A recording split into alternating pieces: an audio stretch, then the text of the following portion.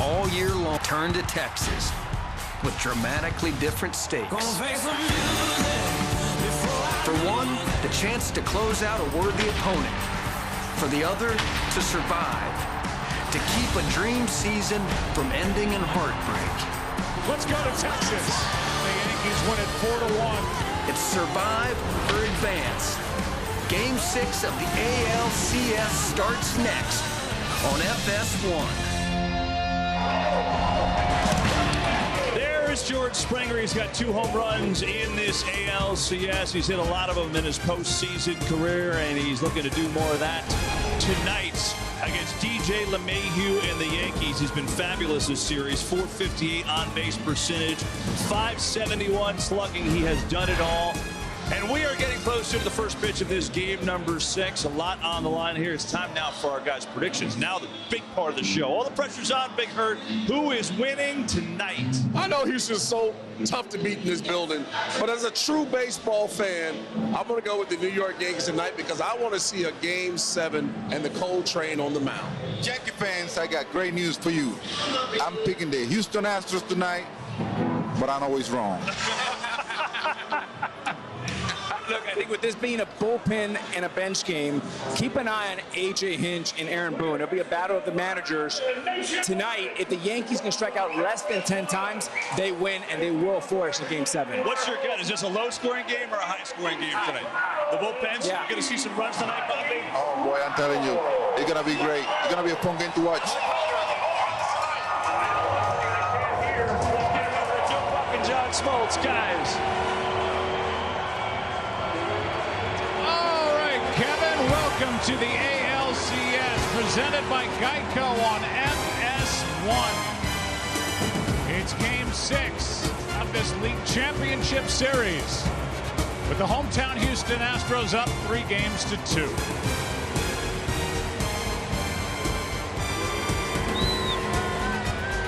And now welcome inside the broadcast booth, everybody. I'm Joe Buck. That is a Hall of Famer, John Smoltz. And, well, I've done 24 of these LCS contests. You broadcast a handful. You played in a lot of them.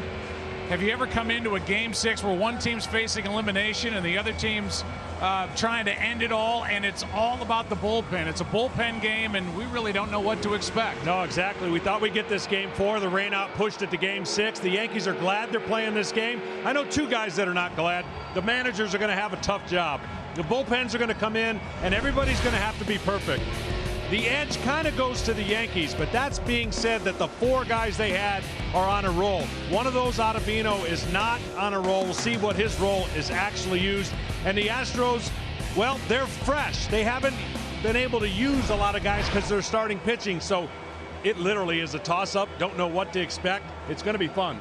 All right, in TV, you usually use this little time where we're standing in front of a camera and you're really not paying attention to anything that we're saying, and we're trying to promote the game we're about to watch. We're talking about a bullpen game, and now we're about to talk about the bottom of each order, and neither is hitting at all through 5 games. No, and it was a strength for both ball clubs during the year. That's what made their offenses so good. Now, give the credit to the pitching, because the pitching has been really good, but somebody's going to have to come through in either New York or Houston's 6 through 9. Those are not good numbers. These are really good hitters that are having probably not the time at the time of the season you want.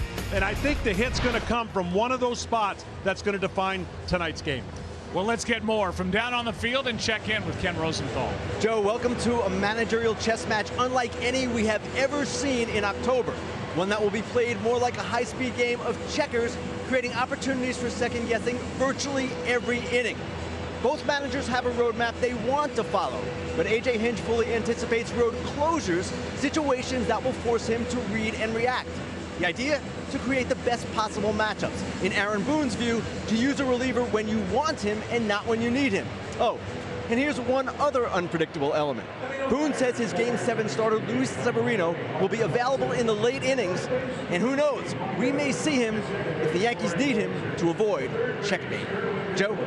Kenny, thank you very much. Well, after that rainout in New York, there is no travel day anymore in this series. So we played last night in the Bronx. We play tonight in Houston, Texas. Show up, get it going. First pitch coming up after the break.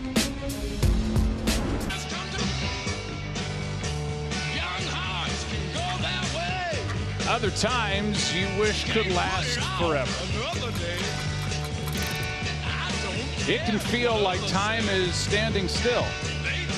There are good times, there are tough times, there is never enough time. Eventually, Father Time catches up to everyone. But in a New York minute, everything can change. One thing is certain, there is no time like the present. As we get ready for Game 6 of this league championship series, Brad Peacock is getting set. Aaron Boone has kept his lineup pretty much intact. Typical look. DJ LeMahieu leads off. Aaron Judge bats second. Gleyber Torres hits third. In the middle, it's Aaron Hicks. What a trip he's been on over the last week. Edwin Encarnacion is back in there. Didi Gregorius is the shortstop. 7, 8, and 9. Gary Sanchez, who has struggled. Gio Urshela, same for him. And Brett Gardner plays left and bats ninth. There's Brad Peacock. He gets the start tonight. So does Tom Verducci. We'll take it to you, Tom. Well, thanks, Joe. You know, the role that Brad Peacock will play tonight is not a long one, but it's huge. Keep DJ LeMahieu and Aaron Judge from creating the damage they did in the first inning last night in game number 5. A.J. Hinch picked Peacock because he has a slow heartbeat and because he is so tough against right-handed hitters. As Hinch said, we need to get LeMahieu out. We've never seen a game like this. Dueling bullpens from start to finish with the American League pennant on the line. And the urgency begins right now. So here we go, Brad Peacock and DJ LeMahieu in that matchup that Tom just talked about. LeMahieu 8 for 21 in this LCS, hitting .381, went deep last night off Verlander to tie it in the first. Strike one. So Peacock throws from the first base side of the rubber. Good two-seam fastball, changeup, slider. Working out of the stretch. Strike two. And the theme tonight to watch. The Yankees sit in the beginning of the series to get to this point have used their bullpen a lot. So Green, 53 pitches. The Astros have seen. They've only seen 8 pitches coming into this game against Peacock. There's still another guy that the Yankees haven't seen in the bullpen. So the bullpen for the Astros is more fresh. Strikeout starts game 6.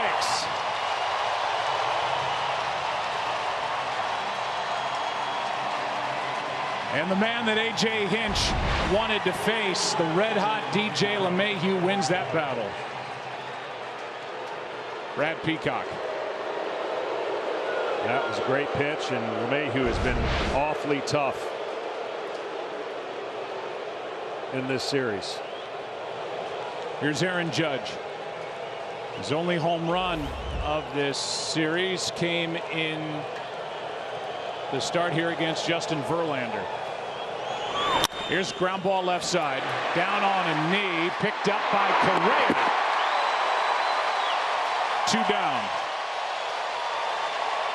Tell you what, Brad Peacock and Tom Verducci talked about it. That slow heartbeat. The moment is not too big. We were right there in 2017 when Brad had 2 tremendous outings out of the bullpen in the World Series for the world champion Astros. He had a big 3 2/3 inning save in game 3 here against the Dodgers. And he pitched 2 innings on the road in game 7 at Dodger Stadium. No runs, 2 strikeouts in the 5-1 championship clinching win. Strike one on Torres. Slow heartbeat, simple mechanics, make pitches, and he knows he's in there for probably 6 hitters. Maybe goes through the lineup once, but his job is to get through the first inning in this game and let his offense bat with a 0 on the board. Torres would like to ruin those plans. Strike 2.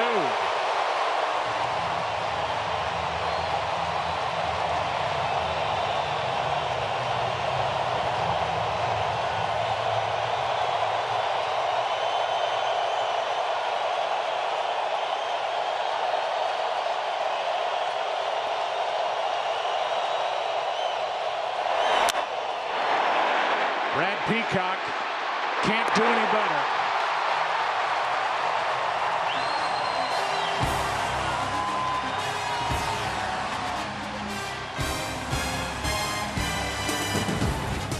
The rookie, Yordan Alvarez, Martin Maldonado, and Josh Reddick. And here is Chad Green. Chad Green was the quote-unquote opener in 15 games during the regular season for the Yankees, and the Yankees went 11-4 when he started the first inning. Springer jumping on the first pitch, fouls it right side, strike one. Four-seam fastball and slider, and Green probably, if he's on, could go a little bit farther than Peacock. The irony in this series, the Yankees won their 2 games. Tanaka pitched 6 innings, 0 earned runs. Paxton 6 innings, 1 earned run. They're trying to find a way to piece it together to get to game 7. Good pitch. Over the top breaking ball from Green, and that's 2 quick strikes on Springer. Green is 28 years old, 6'3", 215, born in South Carolina, lives in Kentucky. 4-4 overall during the regular season. He got the win in the clinching game 3 at Minnesota. Former 11th round draft pick of the Detroit Tigers in 2013, traded to the Yankees for the 2016 season. That's when he became a reliever.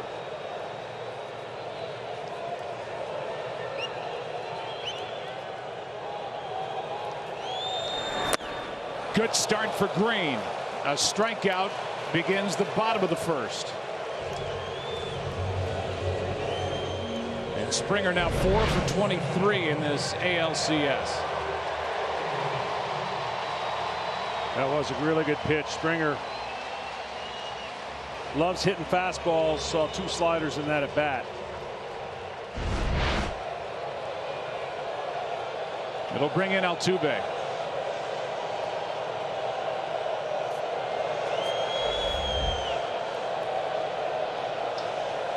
Four home runs this postseason, 1 in this ALCS. And he loves postseason baseball here at home. Jumps on the first one and fouls it right side. LeMahieu watches it go 1 row deep. For coverage of this game in Spanish, please tune to Fox Deportes. Well, the Yankees bullpen had 4 guys that appeared in 60-plus games. That's the first team to do that, and Green was not too far behind. They could have had 5 with 60-plus. 7th most innings in Major League Baseball, but they used 30 different relievers to spread that out.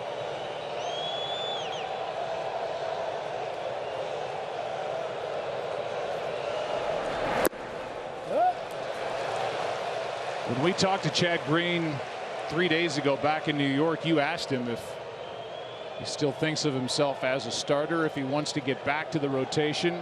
You can tell that's in his mind, but he's happy with the role he's in, and he gets the ball here in the first inning of game 6. A 1-1. That's down the right field line foul. That's strike 2.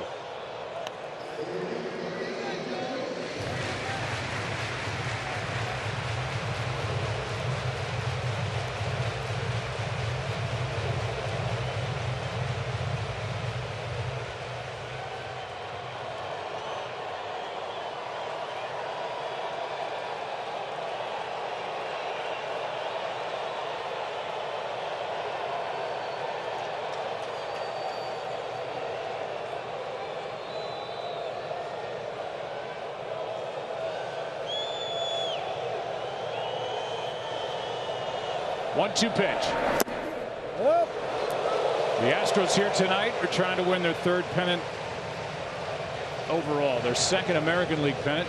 They came to the AL in 2013. They got to the World Series and won it all 2 years ago with A.J. Hinch. They set a franchise record this season with 107 wins, 64 total wins now, including the postseason here in their home park.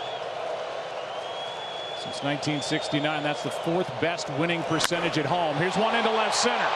Well hit, back to the track, to the wall. Altuve has a one-out double.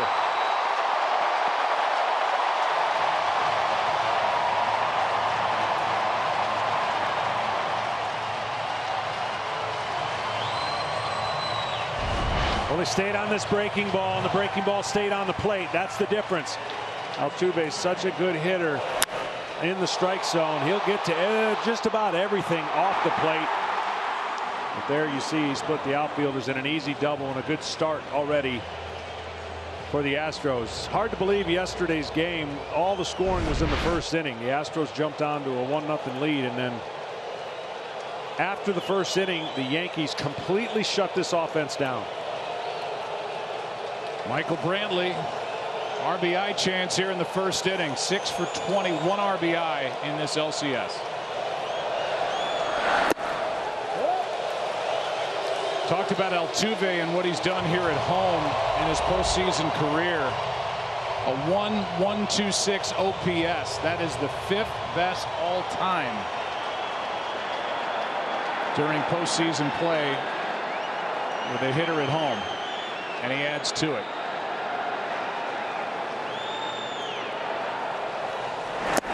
That's a strike. 1 ball, 1 strike. Well, as good as the Yankees bullpen is, and it is very good, they've had to be used a lot.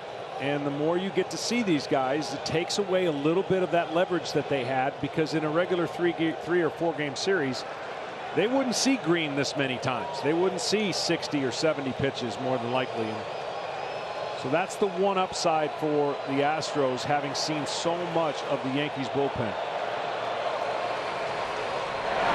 That's down into the corner, hooking foul. Not to mention the late life that makes Green so good. Just gets a little bit less late life because you're pushed to throw a lot more often and get up and down. And in game now where the Yankees are to go ahead and come back and win this series, they will have had to play 4 games in a row with that bullpen usage. See that number, 4 for 39, a 103 average with runners in scoring position in this LCS for the Astros. They've had chances, they have not cashed in. 1-2 pitch, out of play.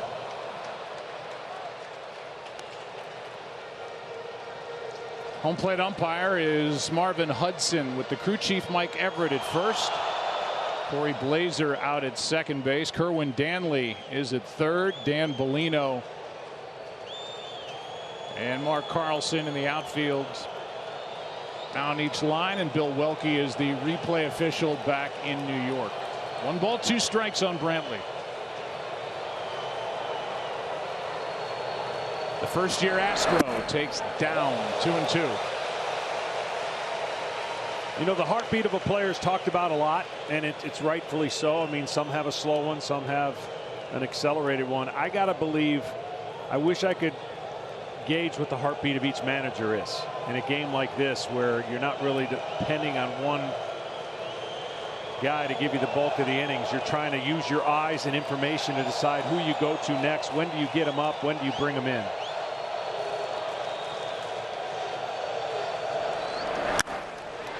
Skied into center, and that should be easy for Hicks to his right. 2 out. And this will fall into the lap of the guy they chant MVP for here in Houston, Alex Bregman. Well, the Yankees in the postseason have had a great game plan, and they have really limited the success of Bregman. Everybody else has not. He's hitting .270 with 7 home runs and 23 runs against everybody else but the Yankees. So they have done a nice job making him the X factor. In other words, they're Xing him out of trying to let him get going.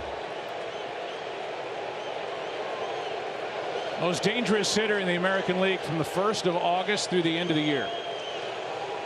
And overall hit 41 home runs, 3rd highest total in the American League. It's a big run sitting out there for Houston, up 3 games to 2 in this LCS. And trying to get a first inning lead on a bullpen game. This should be a decent matchup for him against Green. He loves high fastballs.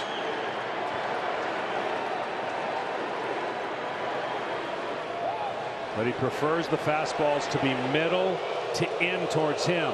The Yankees have been throwing a lot of fastballs up and away and letting Bregman get himself out that way. A lot of room on the right side of the infield with Gleyber Torres just about up the middle.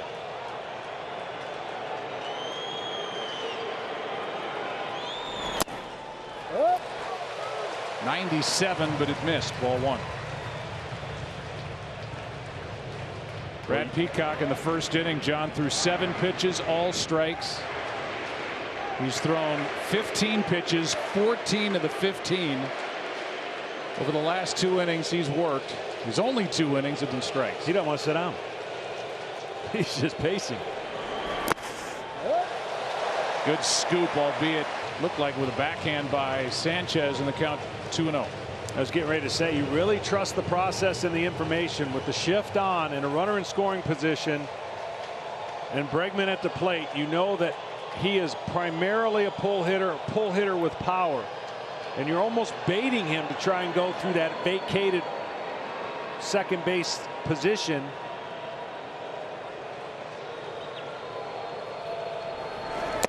Whoa. 3-0.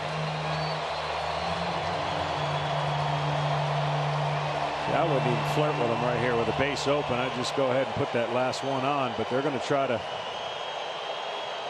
see if he can go fishing on a 3-0 pitch, maybe. Mistake. Bregman will jump on it. Willing to take on 3-0. Hit the outside part. 3-1.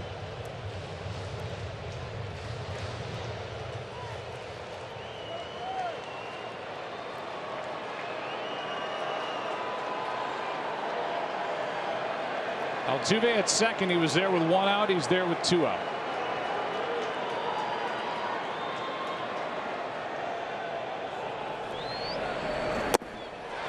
That'll put Bregman on.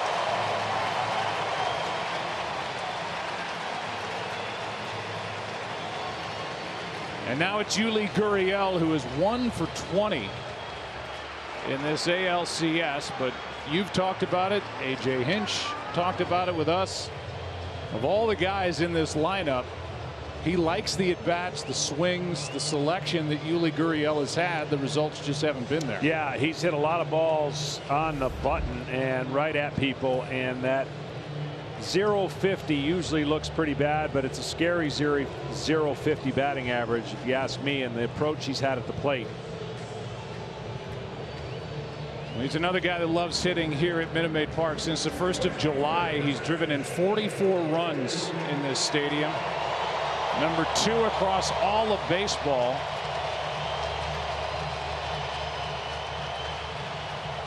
Anthony Rendon is in that top spot, and we will see him. We'll see the Nationals in the World Series starting on Tuesday night. Jay Happ, the lefty, gets loose. 2 on, 2 out. Altuve swiping third. This one into left. It is gone.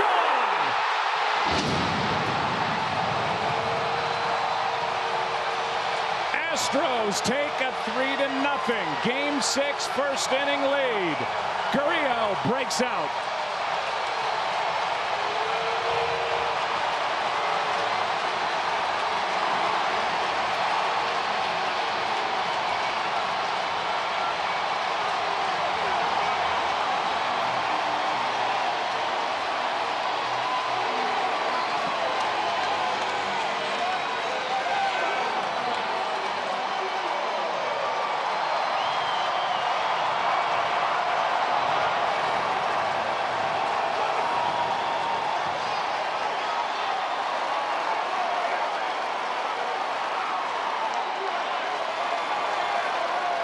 A lot of frustration for Yuli Gurriel.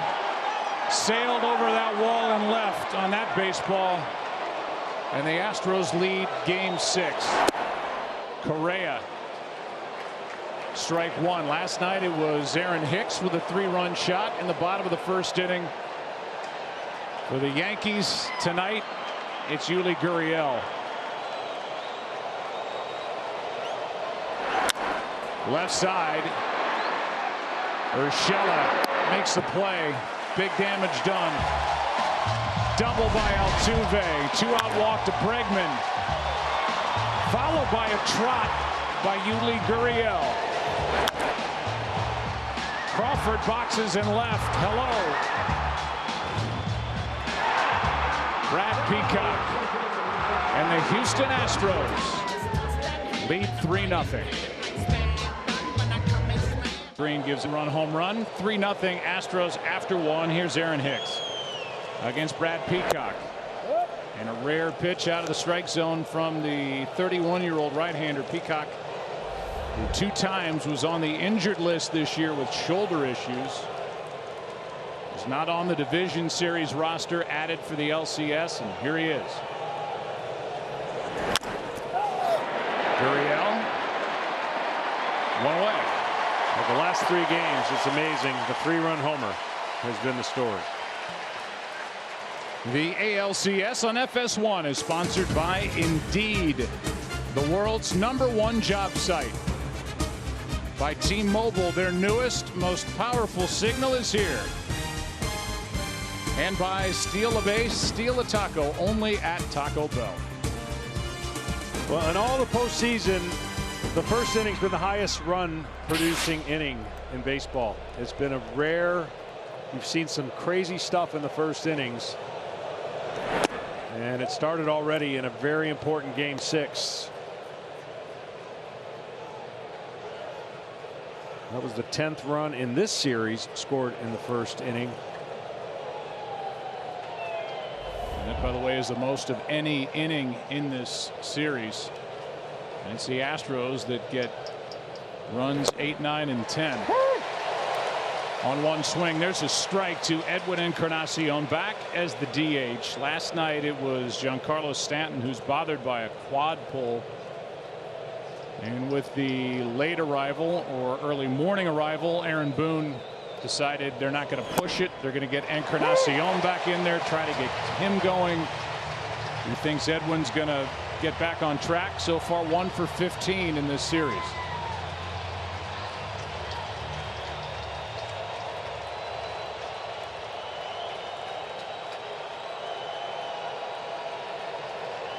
A ball and 2 strikes. How about Peacock? 5 up, 5 down, 2 strikeouts.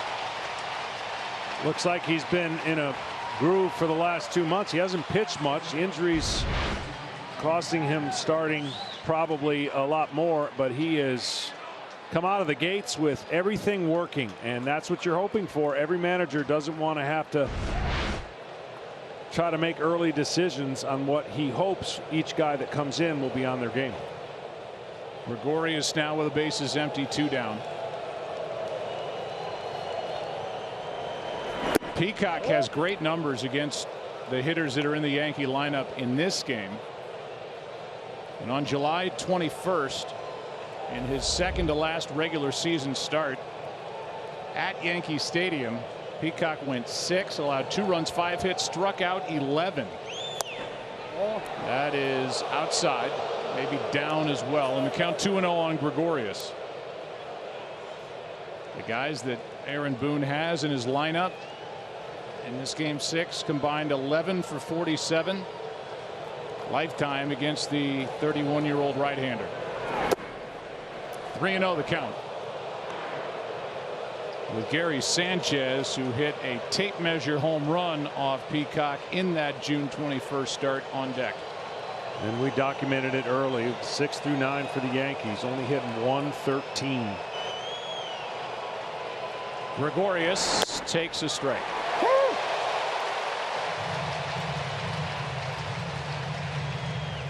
Didi's one of those guys that can get hot. He got hot against Minnesota, but Minnesota happened to be his favorite team to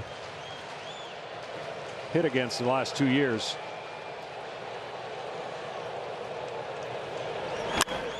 That is a rocket down into the corner. Gregorius will dig for 2. Throw by Reddick is late. It's a 2-out double. And an opportunity now for the Yankees here in the second, down by 3.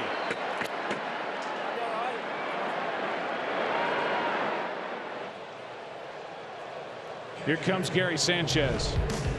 And we flash back. StatCast powered by AWS. This matchup back in June. How far did it go? 481 feet. Longest Yankee home run this season. It left at over 113 miles per hour. And the longest one of their 306 that their team put together in 2019. And just in case, if you think pitchers forget about that, they don't. But while in New York, they showed that quite a bit, so they were reminded of it. Here's one into center. Gregorius is coming to the plate. There will be no throw by Springer. The Yankees are on the board. Sanchez comes through. It's 3-1. A double, a single, 2-run ball game. And that was unbelievably close to Peacock. Right back up the middle. Talked about these guys struggling. And that one was sizzled up the middle to score a big run with 2 outs. I don't believe there's been a 2-out run in this series until right there.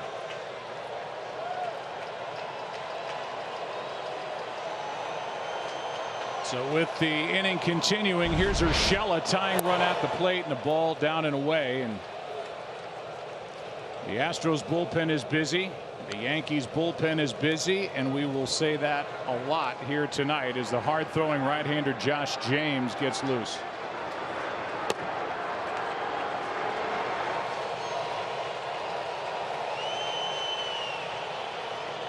Urshela could tie this game with 1 swing. Caught the corner, a ball and a strike.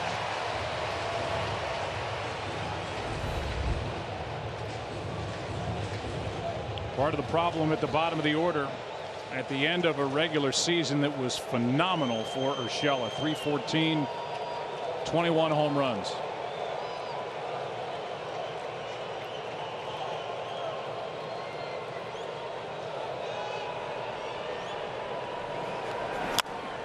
Do you think the Yankees saw the open 69 hitters? I'm going to say they probably ignored it. I think they did. That's what we came on talking about. Bottom of the order struggling for each side. Sanchez cracked one right back up the middle.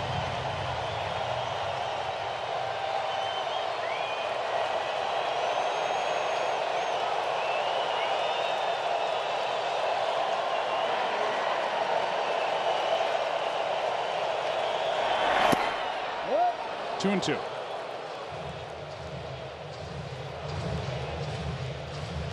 Hard to believe this is the second postseason series ever with a 3-run home run in the first inning in back-to-back games. Yeah, they're rare. I mean, 3-run homers in the postseason when you're facing some top-notch pitching is rare. And they've all really come here in the last 3 games. Last time it happened, the 32 World Series, 1932. A 2-2 pitch is fouled away. Because really, home runs are king, right? But usually they come in the solo variety, and that's what the highest percentage had come into the series. Most of them had been hit of the solo variety, and those 3-run homers are daggers. I mean, they are just tough to come back from. And the Astros got 2 in their win, and the Yankees got 1 in the first inning in their win yesterday. Urshela trying to find a pitch to drive.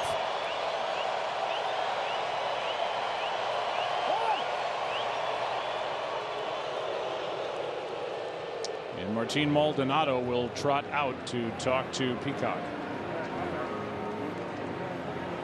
I gave it to you verbally, but here it is now updated. And what this lineup has done career-wise against Brad Peacock. As Sanchez now, the 2 guys that have really been the only 2 that have hit him, have gone double single for a run here in the second inning.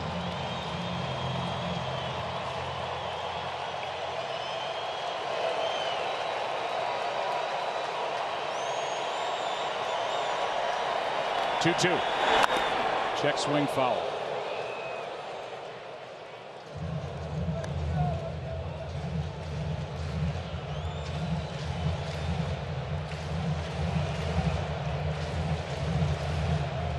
believe Peacock will be given to Gardner, and that'll be it, with James getting loose.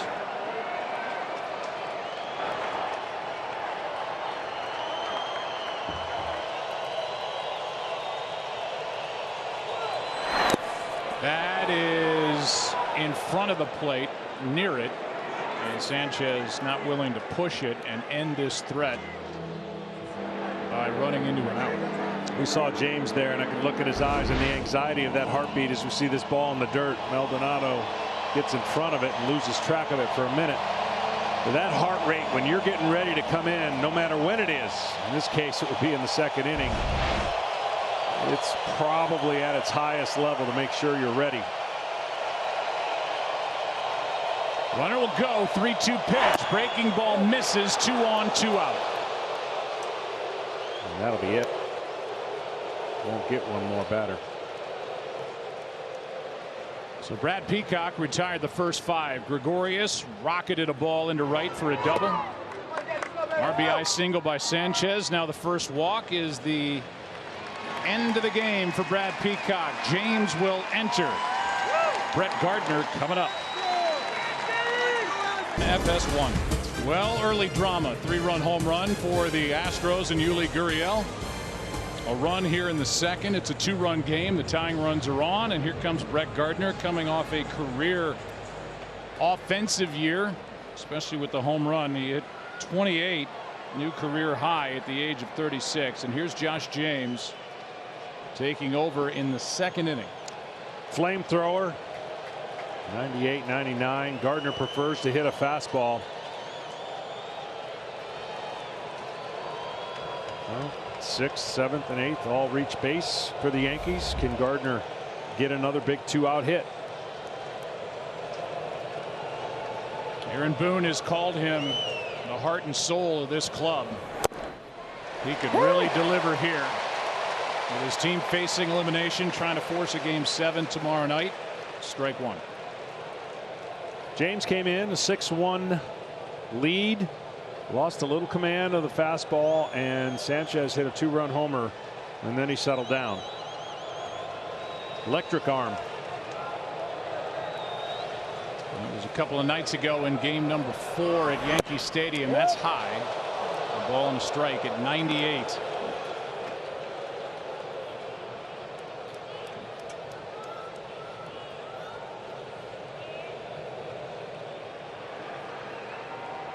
The 2 starters, and you get the feeling the guy on the left is finished as well. Time will tell on that. Right now it's 2 on, 2 out. A strike into Gardner, strike 2.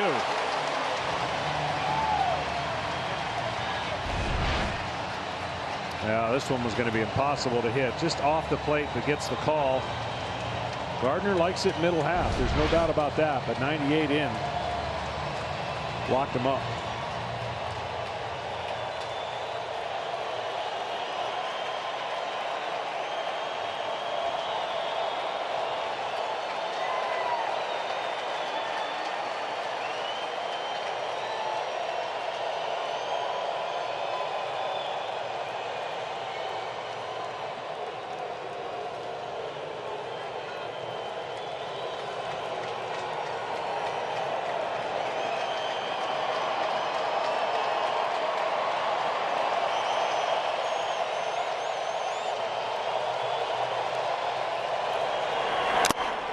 Do it again.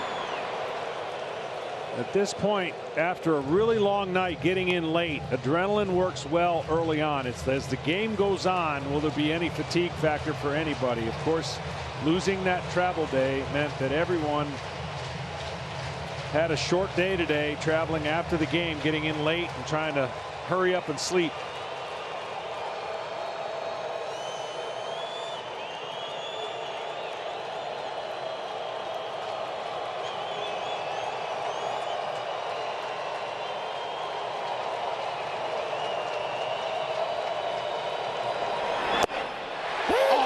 Outside corner to end the inning.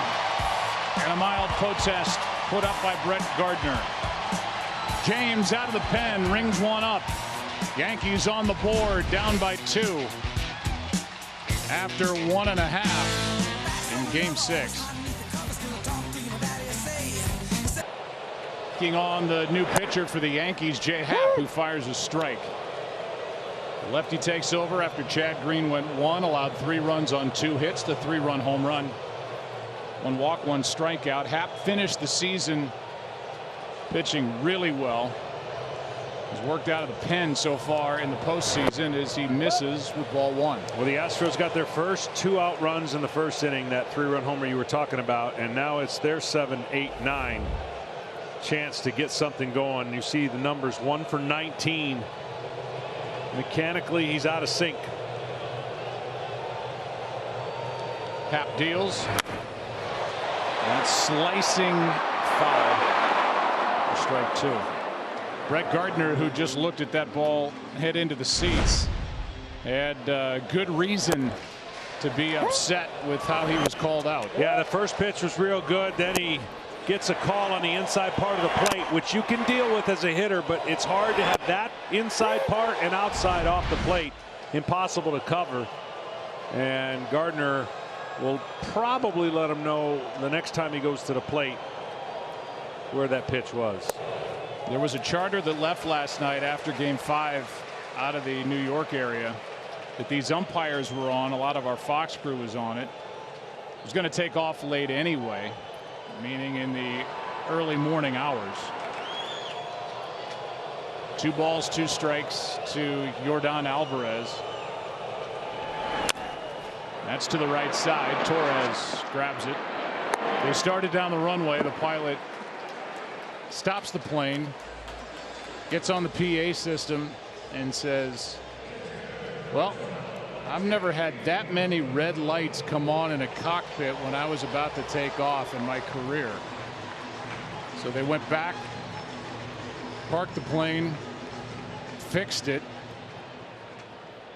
and that charter that carried the umpires and a lot of personnel on it from baseball and our network landed at 10:57 this morning Central Time. So these umpires, along with men and women on our crew, are not working with a lot of sleep. And by the way, that falls into the category of things I never want to hear a pilot say. Thanks. There's Ish is asleep. So kudos to everybody. Umpires, TV personnel, anybody that was on that flight, or really any of them. Yankees and Astros got here in the early morning as well. Working hard to bring you Game 6. Still able to smile.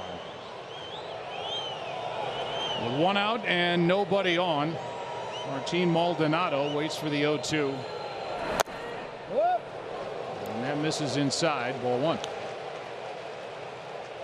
Well, AJ, I should say Jay Happ had a really, really good September. He struggled along with the starters the Yankees had, but the September he got on a roll and fixed a few things. That's off the end of the bat. Prior to September, had an ERA of just over 5.5. From September 1st on, 1.86. And over 9 strikeouts per 9 innings, and happy 37 to Jay Happ. Oldest pitcher to appear in an LCS game on his birthday. The 37-year-old deals, and that bounces in 2-2.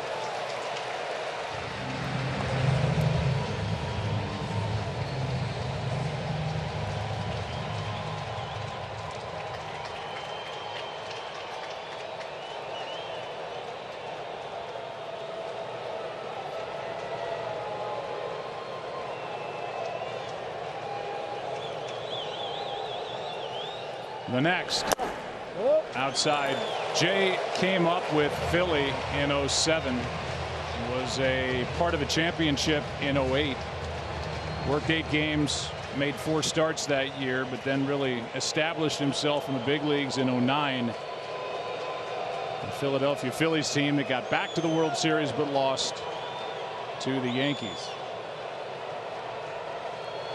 3-2 pitch is hit hard at Urshela.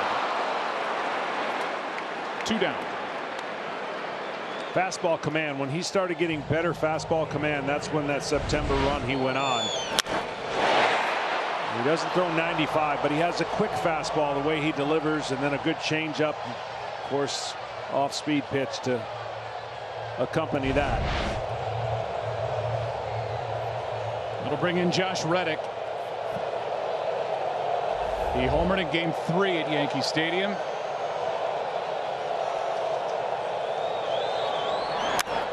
Strike 1.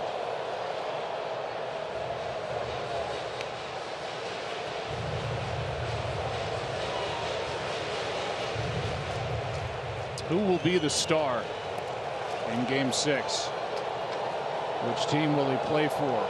Right now, it's Yuli Gurriel. A 3-run first inning home run. Long way to go in this one. Strike 2.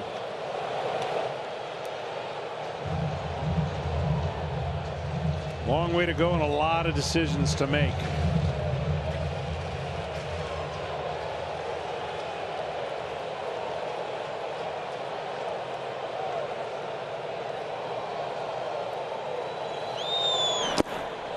Reddick didn't start either Game 1 or Game 2 here in Houston. Got the start in Game 3 and popped one into the seats in right in the second.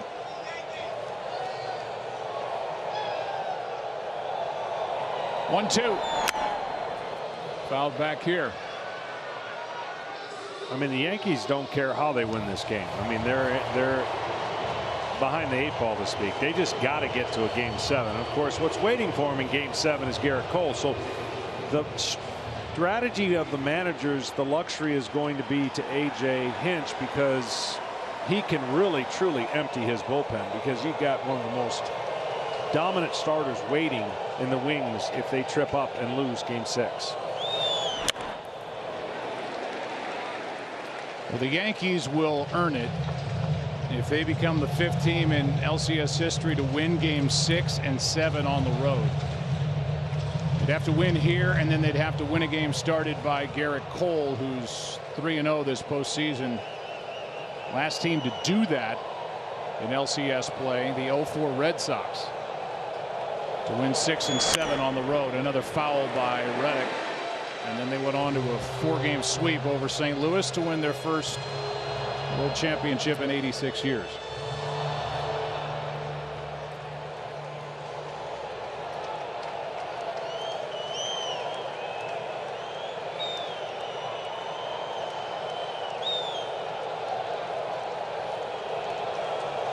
One, 2. Reaching for it. Couple of hops. Torres takes care of it, and that sends game number 6 into the 3rd inning. Top of the order coming up. That means DJ LeMahieu for the Yankees as they trail by 2. LeMahieu, Judge, Gleyber Torres against Josh James.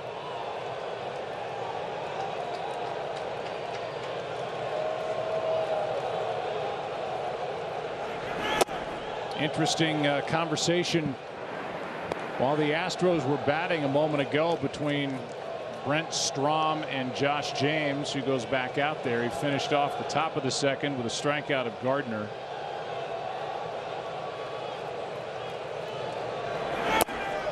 Oh. 2-0.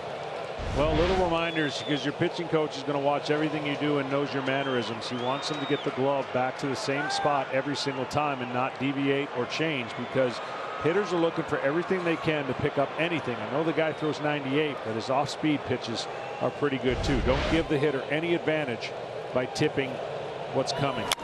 And just to clarify, or go maybe to the next level with that, it's where a pitcher will hold his glove, right, that a bench or a hitter will pick up. That, let's say they hold the glove lower, that means changeup. Higher, that means fastball, whatever it might be. And correct, that's what the Astros may have seen with their own right-hander. Yeah, there's definitely things you do within your glove,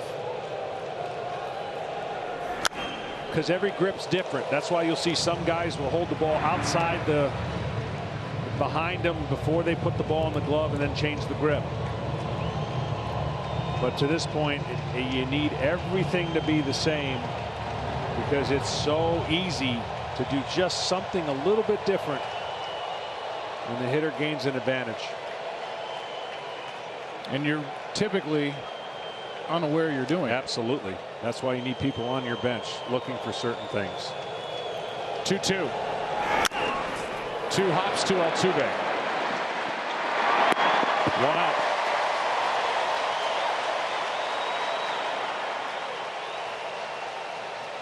Ken Rosenthal, pretty interesting story in the young career of Josh James.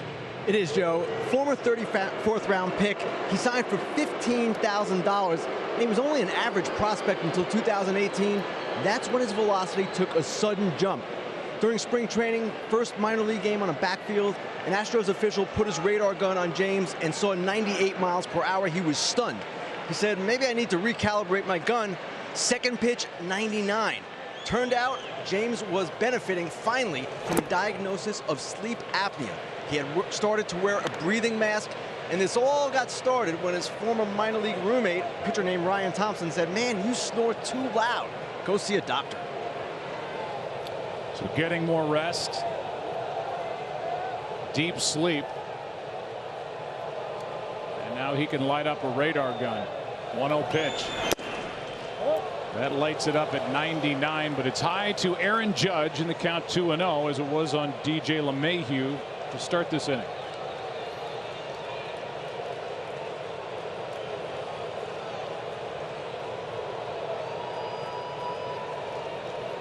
For James, his 13th pitch. 3 balls, no strikes with Gleyber Torres next.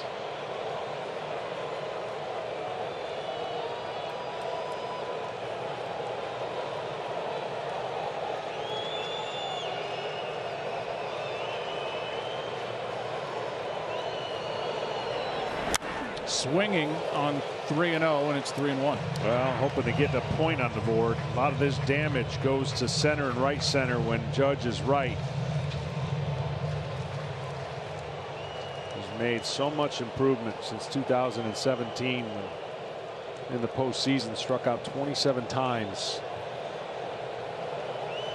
Way down on that strikeout total. And way down on the knob of the bat. Waiting for a 3-1.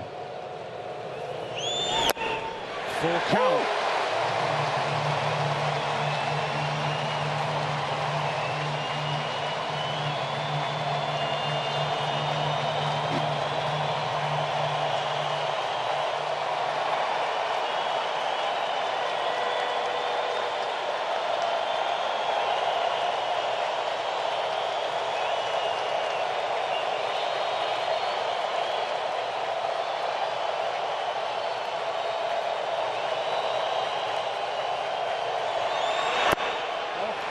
That's ball 4 on a 100-mile-per-hour pitch that was low. And here comes Gleyber Torres, who had an unbelievable night here a week ago in Game 1. The 22-year-old had a 5 RBI game, an RBI double, a homer, a 2-run single, and an RBI groundout. There are the overall numbers: 286, 2 home runs, 6 RBIs. In this LCS.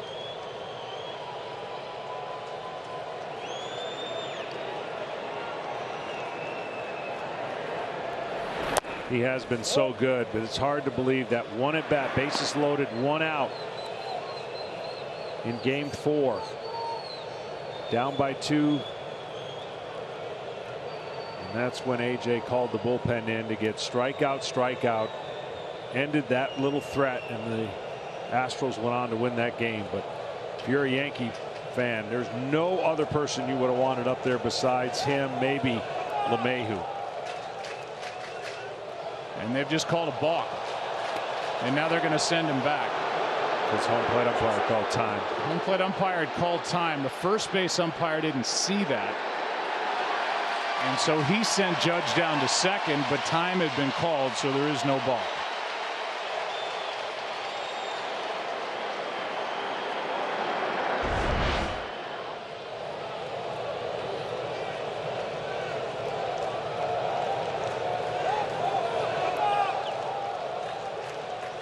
that little flinch. Initially a balk. Here's the next. It's down, and the count is 2-0. He's been behind each of the 3 hitters he's faced in this inning. Came back to get LeMahieu, walked Judge. The dangerous Gleyber Torres waiting for a 2-0. Just overthrew that changeup at 91. It's good separation still, but 91 to 99 miles an hour between those 2 pitches. Torres takes a strike. Woo!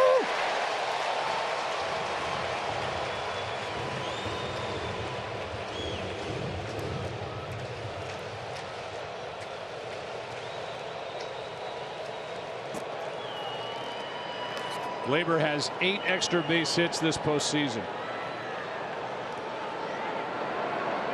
Most across baseball this October. That's strike 2. That's where you have to pitch Torres. That is where I got to make him. If you're pitching to him, I got to make him beat me to right field. He's so good at opening up and pulling with power the pitch middle to middle in that if you can dot the outside corner up, it's very difficult for him to do much with that pitch.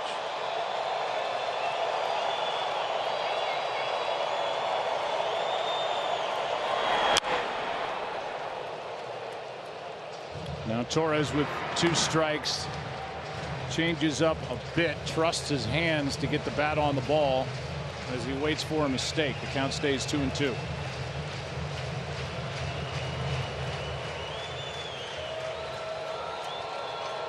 No activity at either bullpen at the moment.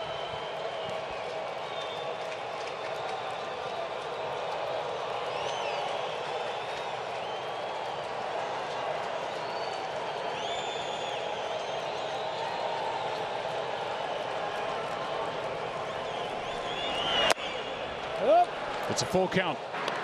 The power distribution for Torres is pretty good. Upper part of the zone, he has hit 10 home runs, middle 13, lower part 12. And he's had 8 multiple homer games, which tops Major League Baseball this year and on the top of the Yankees all time.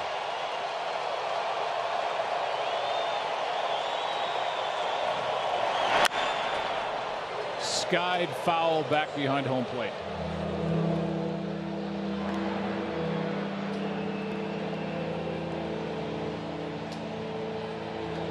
Kind of surprised that Judge is staying there with a 3-2 count with the way that Torres kind of handles the bat with 2 strikes and the way he battles.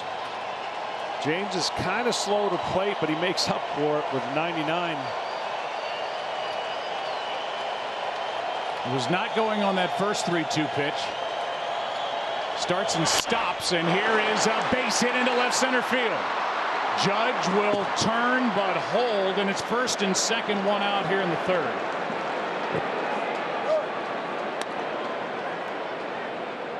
And that'll bring in Aaron Hicks. Gleyber Torres getting a base hit into left center field. That's hit number 7 of this LCS. But see what I'm talking about? See how where that pitch was? That's the first move. He opens up and he can get to that pitch and he gets rewarded. If they're able to get the ball away from him, that doesn't happen. That's what makes this guy special. Only really one area up and away that presents problems for him. Action now as Presley, the right-hander, gets loose. Think of how far Aaron Hicks has come from thinking his season was over in the first week of August, facing elbow surgery, not on the division series roster, added. We were in Aaron Boone's office before game 1. How do you think you're going to use Aaron Hicks? Well, I don't want him to come right out and get thrown right into the lineup. We'll see. Maybe by the end he's back in the lineup. Well, he had a 3-run home run last night that was huge for the Yankees in their 4-1 win. And now he's batting cleanup in game 6. You could definitely say he's the reason the Yankees are here. That is hit down toward the end of the bat. Full swing. Doesn't go far. Reddick with a catch and the throw to out. And Hicks just missed that.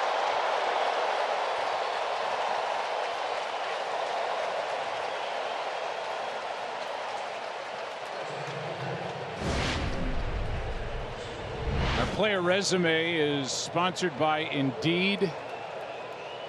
The DH spot in each lineup. Well, total of 2 hits. That's amazing. I mean, in the American League, you just don't see that. That's a strong position for each team, and they have virtually gotten nothing from that position, and there's just no way you could have predicted that coming into this series. Encarnacion, the DH, trying to change that. Ball 1. He struck out his first time. Now 1 for 16.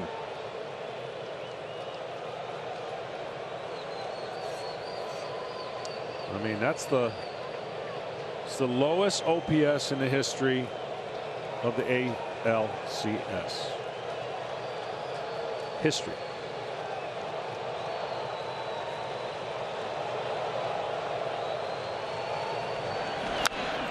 Pitch was up at 98. Encarnacion fouls it straight back. Came from Seattle, along with some cash on the 15th of June in exchange for a right-handed pitcher, a minor leaguer. He ended up hitting .249 in 44 games for the Yankees. And 13 of his 34 home runs, as Brian Cashman kept adding.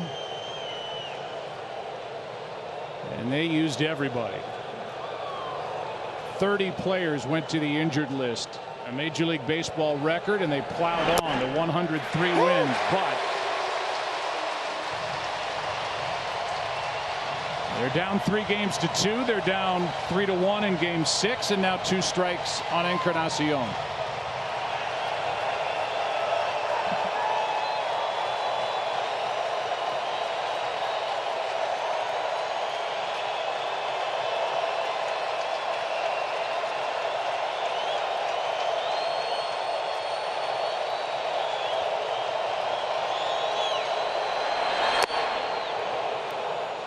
He's overthrowing his changeup and overthrowing his slider, and you can understand the adrenaline this young man has.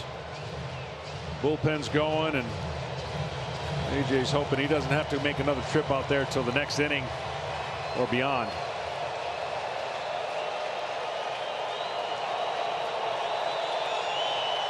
Big spot for Encarnacion and the Yankees.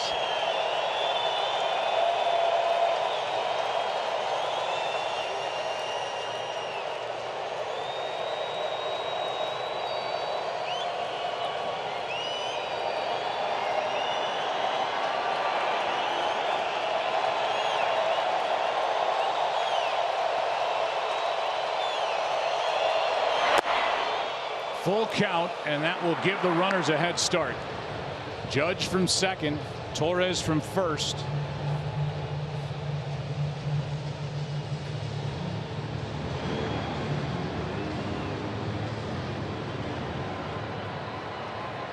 Encarnacion trying to deliver his first RBIs of this ALCS.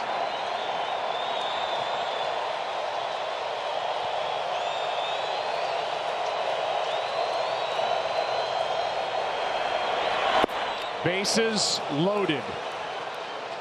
A.J. Hinch out of the dugout. Presley is coming in. James is coming out. As the turnstile clicks again. Here comes 55. Team number 3. 7th postseason game in which either starting pitcher went 2 full innings. Kind of expected that. Yuli Gurriel with a 3-run shot in the first inning. Gary Sanchez has the only Yankee RBI, but here comes Ryan Presley, bases loaded. Didi Gregorius digging in. Well, you could say that Presley had the biggest moment for the Astros if they go on to win this ALCS, and he's in another big moment. Although with 2 outs, he came in the 5th inning with 1 out in a similar situation. Slow chopper. Presley off the mound. He will tag Gregorius, and Presley, who's been bothered by a bad knee, may have injured himself going to get that grounder. 3-1 after 2.5. We'll check on Presley. Now for Houston, Jay Happ back to work. And a ball misses outside. We'll show you what happened with Ryan Presley a moment ago. Doesn't look good. He missed almost 2 full months after having arthroscopic surgery on his right knee. Had been dealing with fluid and inflammation in that knee even to this point in the postseason. And going off that chopper hit by Gregorius, last step he took, looked like that right knee was injured, and now the right-hander we haven't seen yet in this LCS, Jose Urquidy, gets ready. Count's gone to 3-0 from Happ to Springer. Yeah, unfortunately, sure didn't look stable when he got to that ball, and you knew he was going to tag Gregorius, and that's unfortunate. He's come up with 2 huge moments for the Astros. Prevented some big-time potential rallies for the Yankees. 3-0 to Springer is fouled back. Well, Springer back in 2017 in the postseason was struggling bad. He was 3 for 30 with 11 Ks, and since the World Series Game 2, he has not been bad, to the average of .440 with 5 home runs. And I'll never forget the conversation we had with A.J. Hinch, saying all he needs to do is have a good walk or a good take. He did it, and he's been a different player since. He was the MVP of that World Series against the Dodgers. Here's, first of all, the breaking ball. He gets a huge out with the bases loaded, and then you see that right leg just hanging. Yeah, right on this plant right there, and he had surgery on that knee, was out almost 2 months, and gave the signal right away that he was done. You could see the frustration, and walked straight down in the tunnel. Altuve. Ball 1 from Happ. Altuve with a 1-out double in the first inning. Now has a 12-game hitting streak, alive at home in the postseason. Tied for 4th longest in the American League all time. Records held by Darren Erstad of the Angels with 16.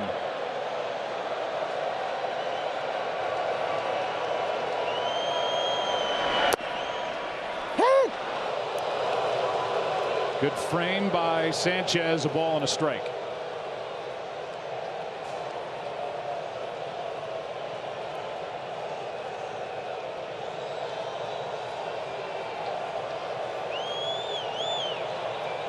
Got to get Altuve out down. Weaker contact down than up in the zone.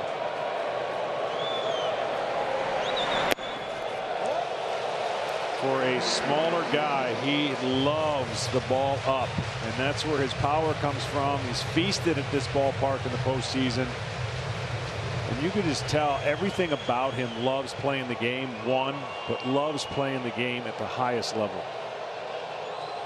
This game takes all sizes and shapes. Altuve, 5'6", 168. Gets under it and flies it into shallow right, just beyond the infield, and Torres has it 1 on 1 out. And the guy who was coming in from right, Aaron Judge, is 6'7", 280. Those are the extremes in the big leagues. A lot of people fall in between those two. And I love this. There's a size difference. This is my favorite absolute portrait of 2 superstars that do it a different way.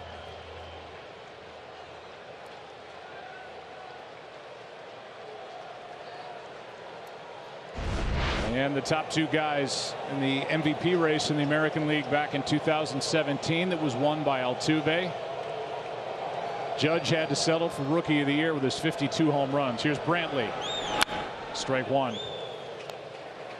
So far so good for Happ. Don't know if he'll still be in the game to face Bregman, as the bullpen is going and will be going the rest of the night for the Yankees. That's Sessa.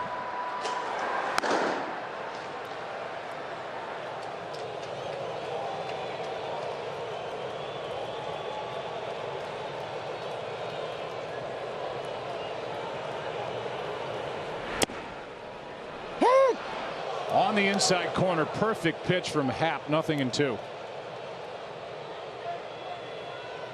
Brantley coming into this series, third best contact rate, over 90%, just a little bit over 90% of putting baseballs in play, and that says a lot for a guy that came over here and fits the model of what they were wanting in this lineup. Contact, little power, no strikeouts. Outside.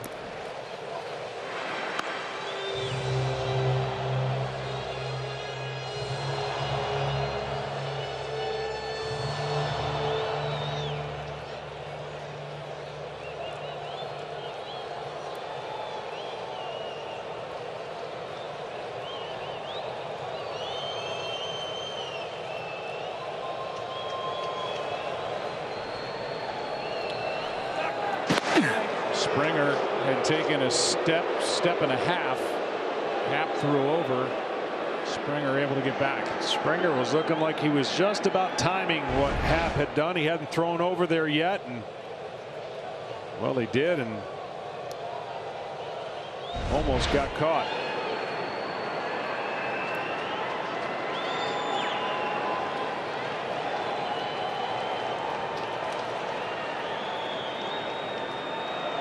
The 1-2. Torres has only one play. Down to second is Springer, 2 out.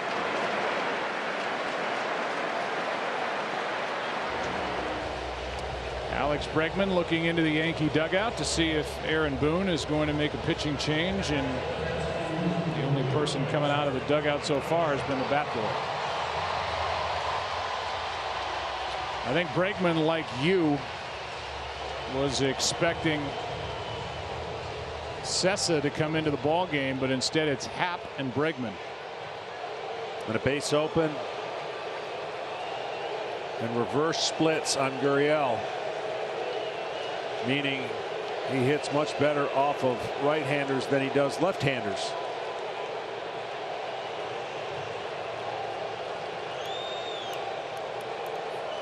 Springer at second, 2 out, no pitching change, and it's Happ and Bregman battling.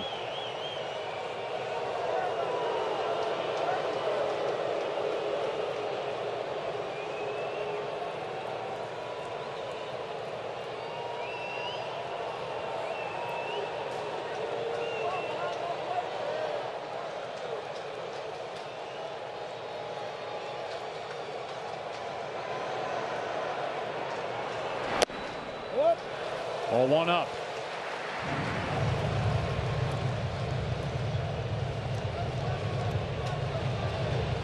Every hitter is trying to manage along with the opposing manager, and Bregman waited for a moment after that ground out. Looked at the Yankee dugout, didn't see Aaron Boone, so here he is.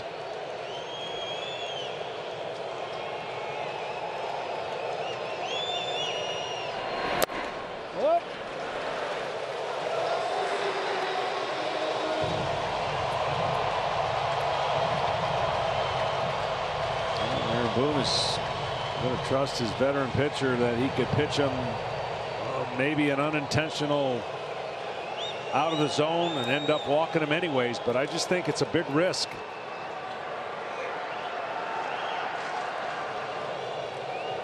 I understand Gurriel hit a 3-run homer, but that was off a right-handed pitcher. 2-0. There's a strike.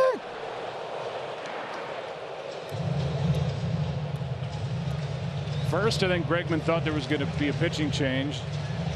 Then Happ falls behind him 2-0. He's probably thinking, well, they're going to pitch around me. Then Happ fires a strike to make it 2-1. He's been super patient, has Bregman, and has not statistically delivered to this point. Now it's 2-2. But he's gotten on base. He'll take the base. He'll pass the baton on to the next guy.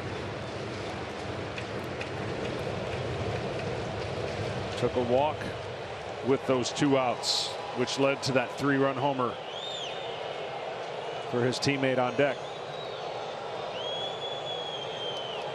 I think that's one of the most underrated things when the postseason comes around, is we don't value what little things guys do that leads to big things.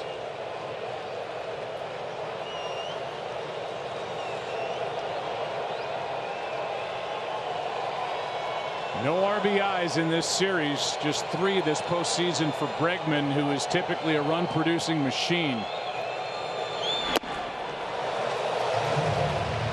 Full count. From what I've seen this series, you're wasting your time trying to throw a ball above the zone. I know they've been trying to do it. He has not shown the ability to expand up there.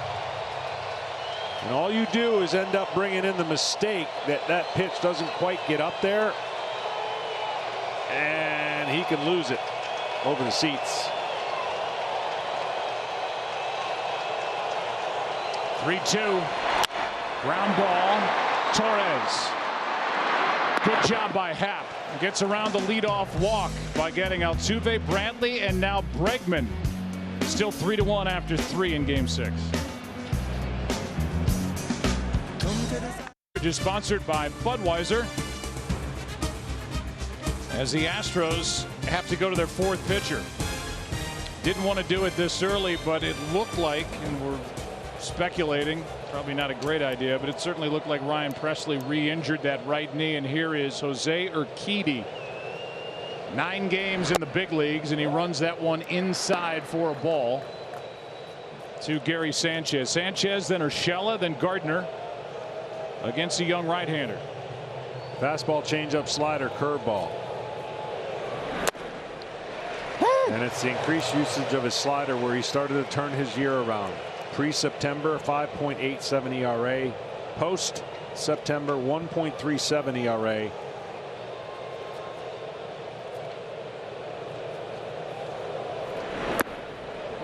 That skips in 2-1. He's 24 years old. Had a 9-game showing in the big leagues. 40 strikeouts, 7 walks. 2-1 record, ERA 3.95.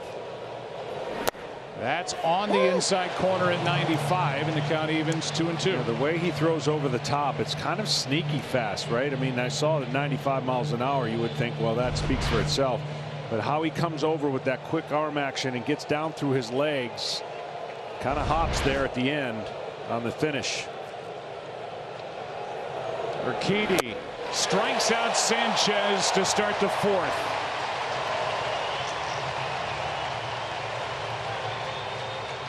Here's this over-the-top delivery and great weight transfer when he, let's see how the extension of that ball comes off of his fingers and just explodes inside to Sanchez, and a little bit of hot finish.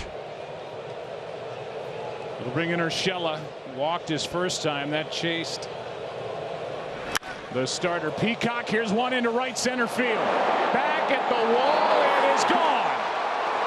Urshela has made this a 1-run game with his 2nd home run of this postseason.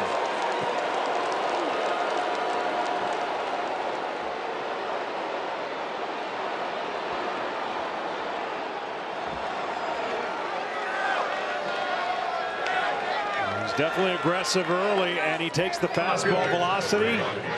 Doesn't try to do too much. Pitches away, hits it away. Right over the top. Not a horrible pitch.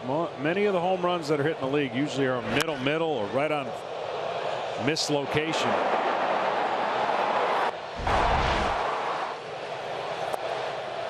Breaking ball misses to Gardner.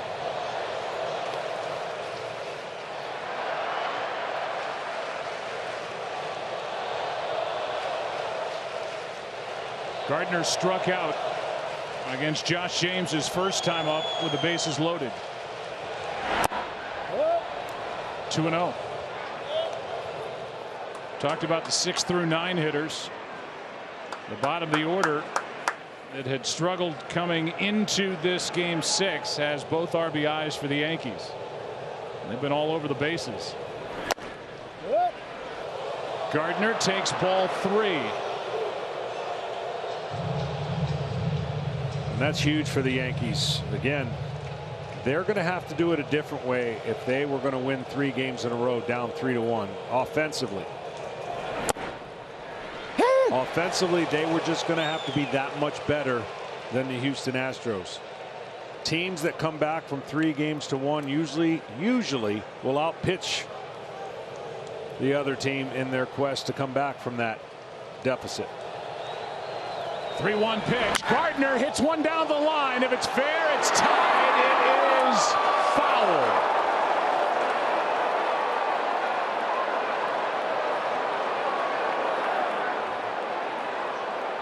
As it took a dive to the right of the pole down the line.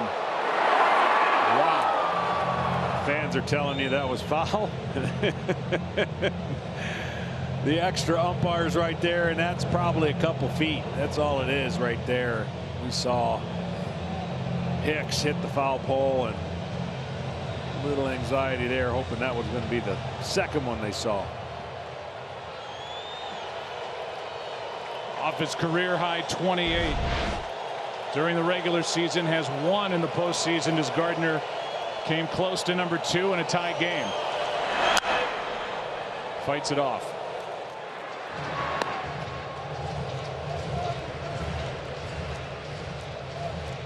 All his home runs are basically pulled. And that's where his power is, and that's where he's just selling out.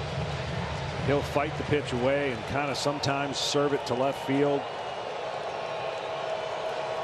But this year he's been more power driven. And he goes the other way for a base hit. The tying run is on here in the 4th inning. A homer, then a single, and now back to the top of the order in the dangerous DJ LeMahieu. See, I think that's when Gardner's at his best. I really do. I know the game has changed and he has gotten the power, the best power numbers he's ever had. But when he's doing that, because they shift on him, there's no way to defend it. So he looks middle in and then just drops the barrel of the bat. If he doesn't get it, that's what he used to be so good at. And the Yankees right now, 6 through 9, is rolling. A.J. Hinch trying to find somebody to get this game into the late innings when he can get a couple of trusted relievers into the ballgame. Here's a swing and a miss by LeMahieu. They love Will Harris and their closer Roberto Osuna. Joe Smith could be on that short list, but he's going to have to ride with Urquidy here in the middle innings. Nobody up for Houston in their pen. Tying run is on. Strike 2 on LeMahieu. LeMahieu, much like Brantley, such a plate discipline, understands the strike zone, and he's going to tell the umpire, nope, that's off. But he's not going to panic with 2 strikes because he's such a great hitter with 2 strikes.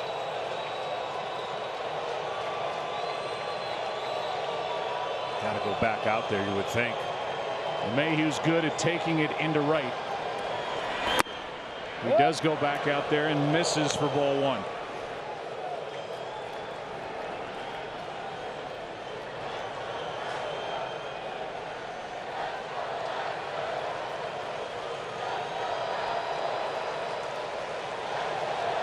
In the short time Urquidy's been in the big leagues, including the postseason, right-handers have hit over 300 against him. Lefties under 200. High fly ball into center. Back is Springer. 2 down. Into one of the deepest parts of the park. And back to first is Gardner.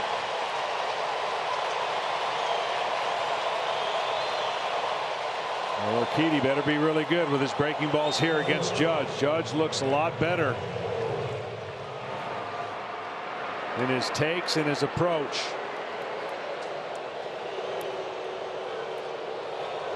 There are the numbers with the opponent's average against this 24-year-old right-hander. Now, the one thing Judge doesn't like off of right-handers is a right-handed changeup.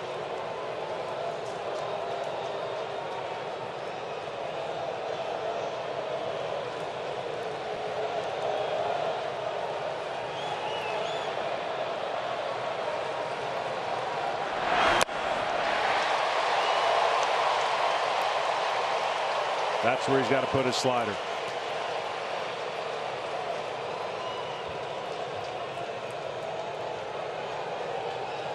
Urshela has made this a one-run game with his opposite field poke here in the fourth.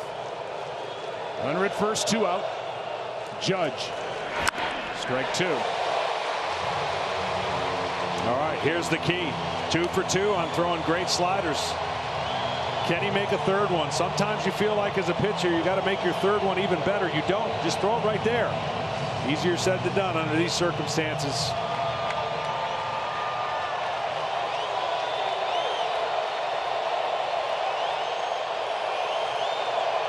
Tons of swings and misses for Judge off the plate on that pitch.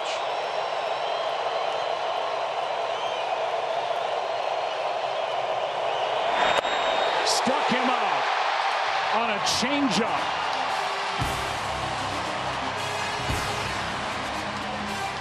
Urquidy gives up 1, strikes out 2. 3-2 Houston. It's 3-2. It was 3-0. And now Luis Cessa is the third pitcher of the game for New York. Yuli Gurriel popped the 3-run home run back in the first, takes a strike here. Cessa, for the first time in his young career, spent the entire season at the big league level.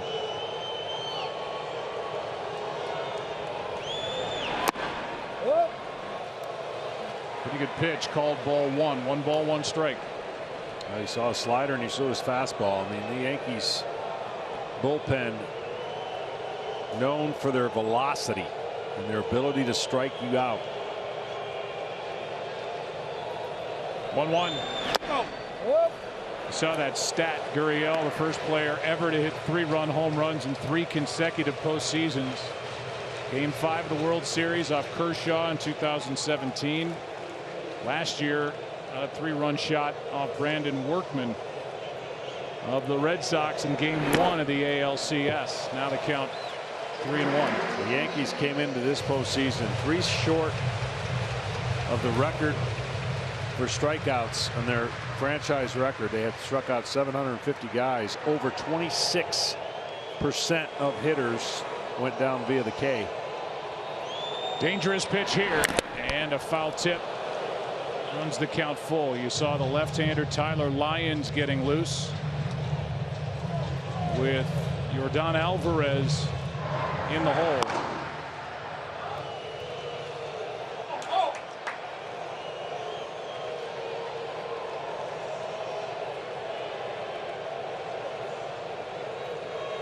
Gurriel on 3-2. Chops 1 to third. Tough play. Long throw. Got him. What a play by Urshela. He has really played a great defensive third base in this ALCS. I mean, he's as good as it gets. When you think about household names that are over there, this guy, all he does is do everything you want with the glove, and now he's done so much more with his bat, which is just a bonus for the Yankees. I think the gold standard these days in the big leagues is Nolan Arenado, with a close Matt Chapman at his heels. Absolutely. And Urshela's making all the plays those guys make. With 1 out, here's Correa. Strike 1. Well, that last at bat about Judge, this was as good of a job you can do. Slider and slider. And I mentioned the changeup, and he had the guts to throw it on 2 strikes. This pitch is filthy, and what a gutsy pitch to Aaron Judge to end that possible threat. Strike 2 now on Correa. Almost looks like he turns that changeup over a little bit. Yeah, I mean, that is just classic. I mean, when you see the information and you know what guys hit and don't hit, it's one thing to be able to, under the gun with 2 strikes, be able to make that pitch, and he did.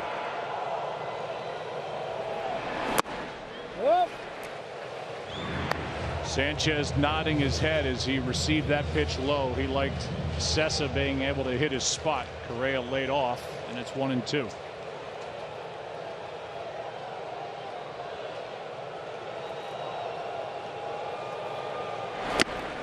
Two and 2.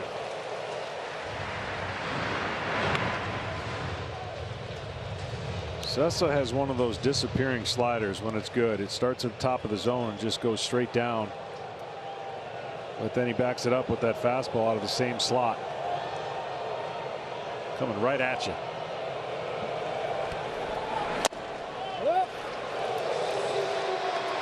It was 0-2. Now it's 3-2. See if they go to a 3-2 slider here. Alvarez on deck.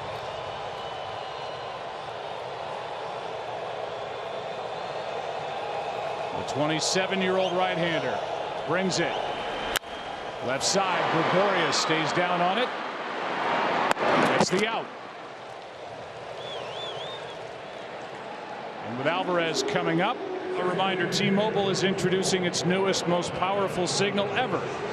No signal goes further. No signal is more reliable. Whether you're home or away, T-Mobile is with you.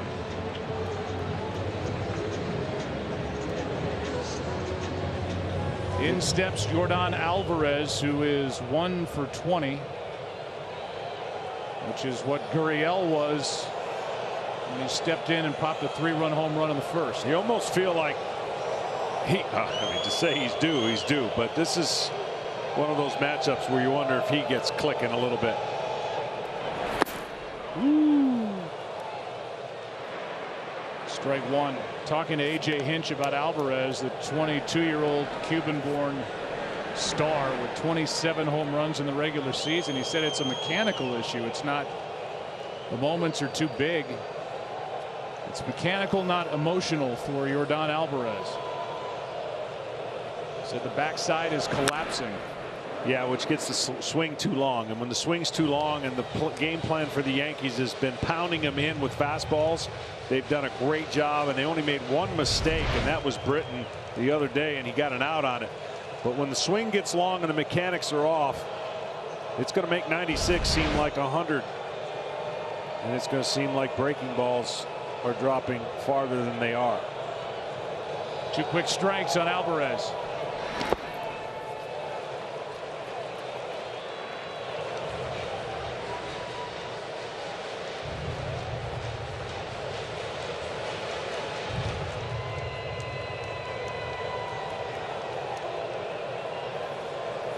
Not sure if this guy has ever struggled.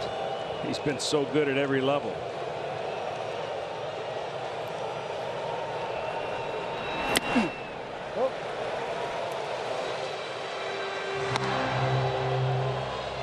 Two balls, 2 strikes.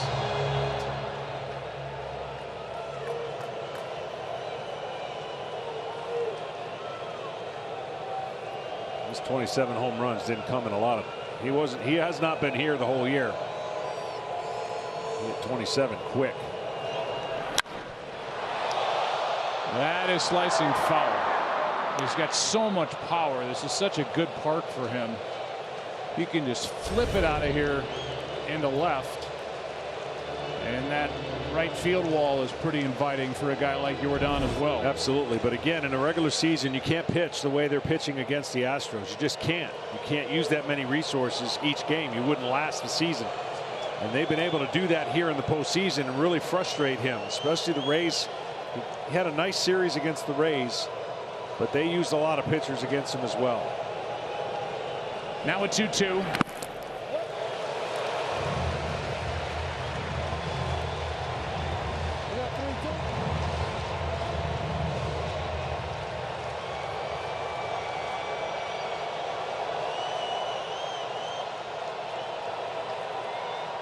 Sessa trying to keep it right where it is. 3-2 Houston as we play in the 4th inning of Game 6.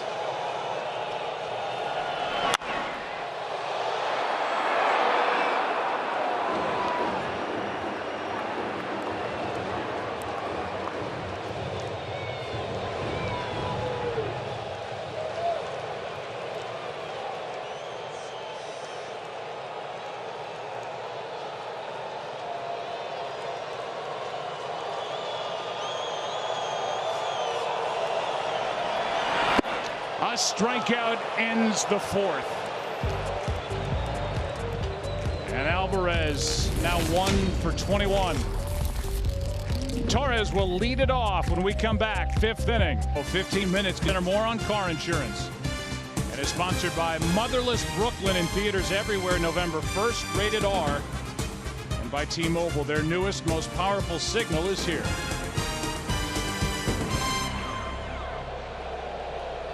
Jose Urquidy back to the mound, and that breaking ball misses outside to Gleyber Torres. Torres, Hicks, Encarnacion. If you're Aaron Boone, you are thrilled you're in this position after the first inning. 1 run down, and your offense has a chance to keep you in this game and obviously take the lead. So down 3-0 after the first. Crowd went crazy, and now only down 1. Left side. The big hop for the third baseman Bregman, 1 away. And Urquidy gets the difficult Torres on a 2-0 pitch. They led 3-0 in the first, and the Astros 50-0 at home this season with a lead of 3 or more runs. 3-0 after 1, 3-1 after an inning and a half, 3-2 after the home run by Urshela in the 4th. Here's Hicks. Strike 1. Well, one thing about the Astros, besides how good they were pushed hard by the Rays, getting up 2-0 and then going to a Game 5 where Garrett Cole got them to this point. But if you're A.J. Hinch, this game is so important because A, it avoids the Game 7, allows Cole to start Game 1, and then you could back it up with Verlander Game 2. And at some point I said we were going to have this game anyways. It was supposed to be Game 4, but it just so happens to be Game 6, where the bullpens are going to be used like they have. Well, it's pretty amazing the swings in the at-bats that Hicks is getting after not seeing major league pitching from the beginning of August on. And he's gotten better and better and better. He's worked a couple of walks in key spots, hit the 3-run home run last night in the first inning of Game 5. Marcus Timms, the hitting coach, has to be thrilled with what he's seeing as he spoils that pitch.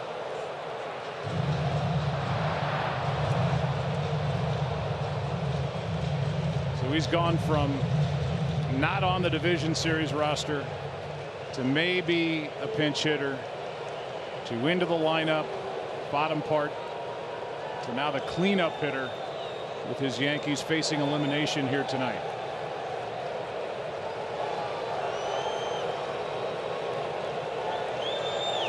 One-two pitch. Changed up on him, 2 out. Strikeout number 3 for Urquidy. Tomorrow, a huge doubleheader on Fox, highlighted by America's Game of the Week. The 5-1 Saints rolling, facing Khalil Mack and the Bears. Let's don't miss Rob Gronkowski as he joins the guys on Fox NFL Sunday. Check local listings for the game in your area or catch it on the Fox Sports app. Here's a grounder foul outside third by Encarnacion. Well, changeups are what get Hicks as well, and this is another great changeup. He turns it over, see the movement away. It's like a mini screwball where you're turning the baseball over. It goes the opposite way of a slider for right-handers.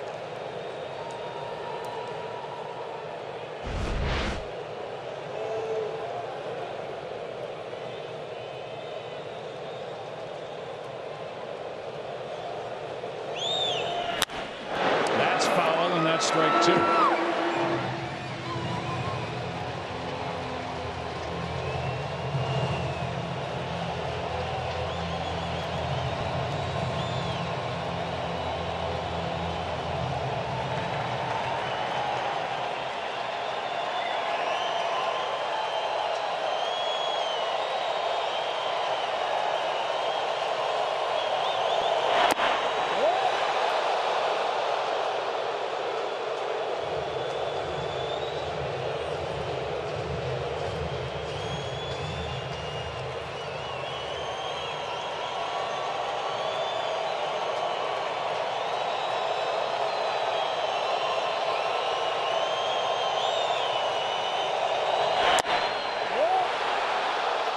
Maldonado wanted that pitch. The catcher held it there. But the count's 2-2. He wanted the changeup down and in, down over the plate. He almost got it backdoor. Pulled this one, and when you pull it, it doesn't have the movement we saw earlier that fades away from a lefty into a righty.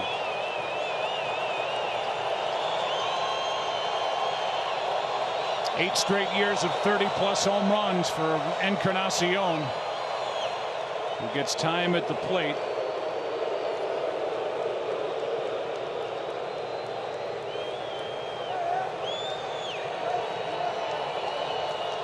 Oh for 1 tonight.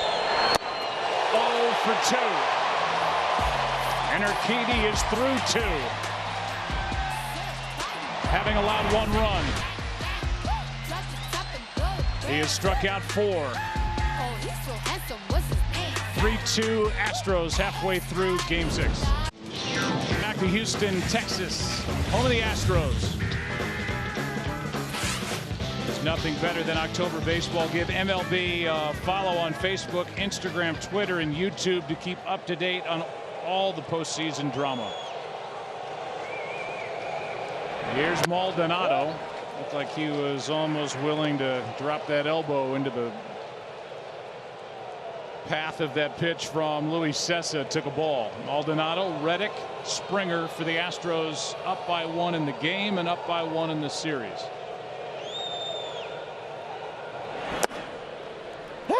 Only fitting we would have this score between these two great teams. It hasn't been a perfectly played series by the Yankees, but they have battled and were a play or a hit away from ultimately changing this series.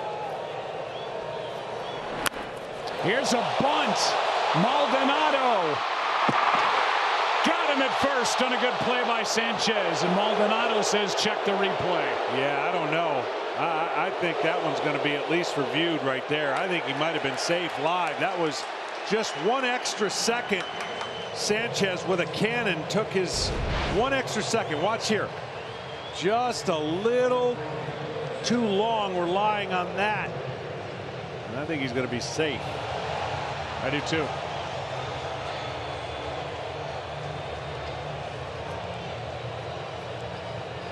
Oh yes. And everybody in the park knows it right now because they just played it on the scoreboard. See, he needed to pick that up. I know he's thinking that Maldonado, his counterpart catcher, cannot run that well. But as he goes and barehands that, he has to make 1 fluid motion to throw to first. And he's going to be safe on a base hit. Replay review is powered by Mitel. And like Tom Berenger dropping one down at the end of the movie Major League, Martin Maldonado legs out a bunt base hit to start the 5th.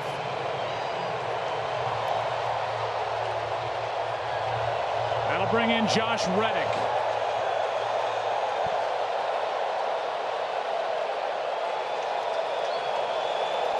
You know, AJ's hoping for some more space between a 1-run lead with strike 1. Urquidy being the guy that he would like to get 3 more outs out of, ideally 3 more outs, and then he can go to his leverage part of the bullpen.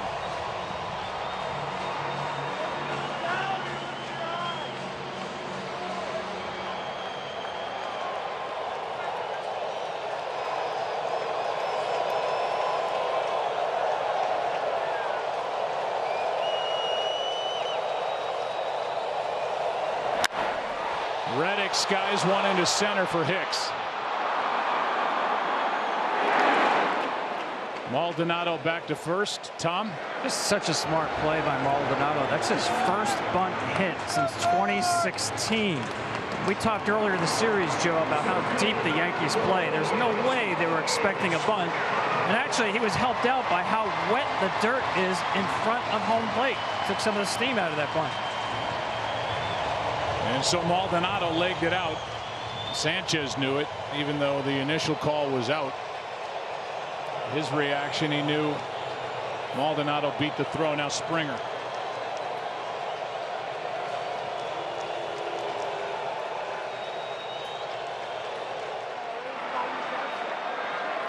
Reddick upset. He missed his pitch.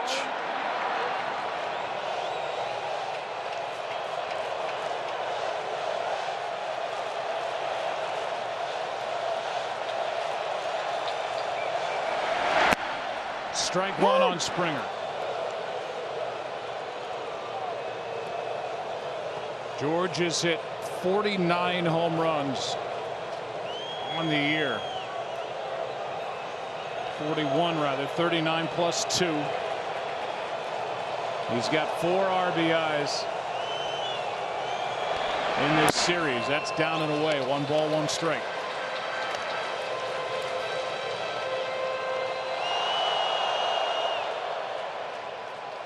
He's such a big part of the offense and how he's redefined leadoff hitters. Basically, when he steps up to the plate to lead off a game, he's got a chance to put a point on the board right away, and he does that quite often. That miss down and in. It's a 1-run game in Game 6 of the ALCS. We're in the middle innings, and the 2 pitchers, Sessa and Urquidy. One guy wearing number 85, the other guy wearing number 65.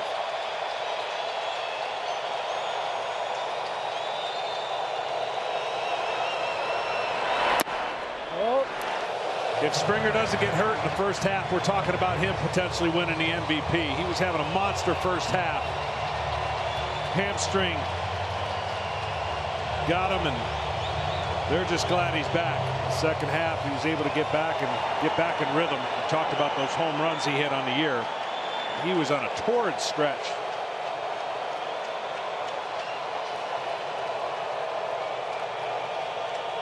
Dangerous pitch here for Sessa. Fouled back as Springer tried to launch it out of here. And because he gets a little big sometimes trying to hit it over the train, that'll happen, and the swing and miss will come into play.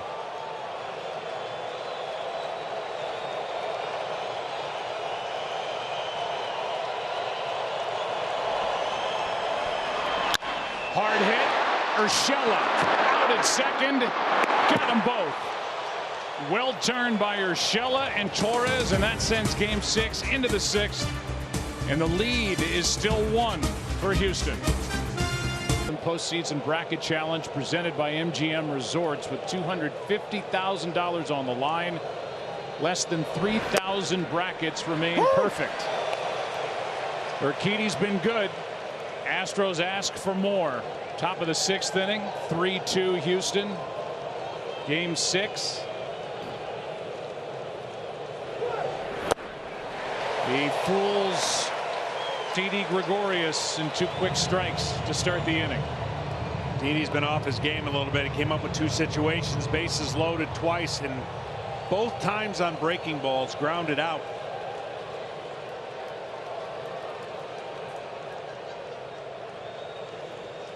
Sanchez will follow, then Urshela. Boy, Urquidy is settling in now. He struck out 3 in a row and retired 6 straight.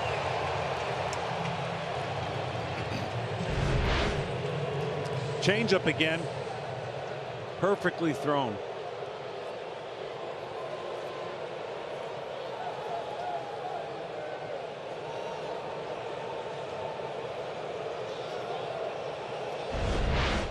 We'll give you more on Urquidy here in a moment when we get a chance to go down to Ken Rosenthal. But first, it's Gary Sanchez. Ball 1. Kenny, this is another find for Jeff Luhnow and company. It is purchased from the Mexican leagues in 2015. Urquidy was available to any team for $50,000 in the Rule 5 draft last offseason after the Astros did not protect him on their 40-man roster. Now, for the Astros, it was a calculated risk. Urquidy returned from Tommy John surgery in the second half of last season, but he only pitched an A-ball. Pitched well, but only an A-ball. So teams didn't see him all that often, and they didn't see him at a high enough level to risk a major league roster spot on him. Well, now, after another season of continued progress, he projects as a likely member of their 2020 rotation. Garrett Cole's a free agent, and so is Wade Miley. 2-1 now the count on Gary Sanchez, and there's been a spike in velocity for Urquidy in 2019 as well, as he gets stronger and healthier after the operation. 2-1 pitch is down, 3-1. Urshela, who homered his last time up, is on deck.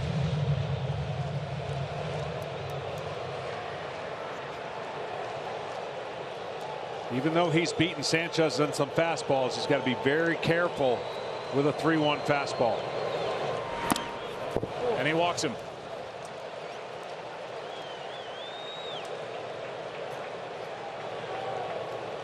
So Sanchez is on with 1 out, and here comes Urshela. StatCast is powered by AWS. Here's what Urshela did against Urquidy in the 4th. Picked on a fastball, used the velocity, went the other way.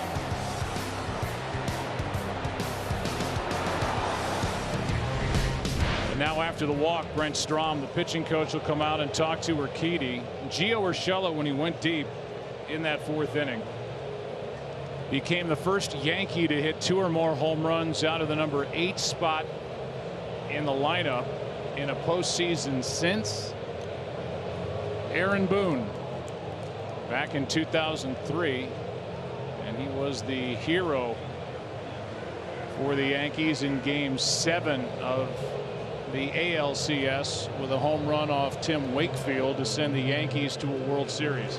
Well, what was so impressive about that home run, obviously where he hit it, but he was the best on inside pitches as far as home runs go in baseball. Urshela.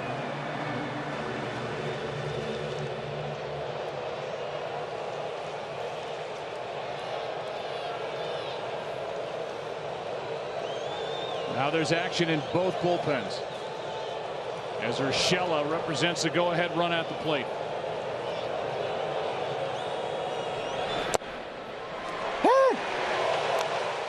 Strike 1 on a first pitch changeup. Sliders and changeups off of right-handers, typically where most will go to try to get out Urshela.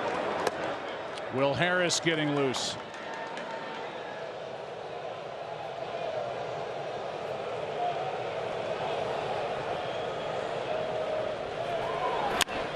That's going to drop into right center field. Sanchez will hold at second. It's 2 on 1 out. And Urshela's on base for the 3rd time in the ball game.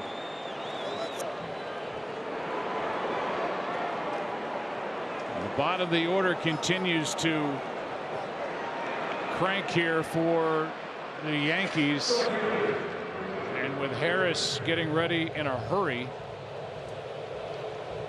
you've got Gardner coming up, DJ LeMahieu on deck. This is turning into one of those high leverage situations that teams talk about. Yeah, absolutely. And again, all the pressure's on New York, but what New York wants to do is put added pressure on AJ to make some decisions, even though he knows he's got Garrett Cole in his back pocket for tomorrow. Really doesn't want to get to a Game 7. There's a strike to Gardner. Now the Yankee hitters are seeing Urquidy for the 2nd time. Gardner almost hit a home run to right against Urquidy back in the 4th, and then served a base hit into left. So he's 1 for 2. Always be careful when you're throwing your sliders on that down and in slider to left-handers, especially to Gardner. That's on a line to right. Reddick with a diving catch for out number 2.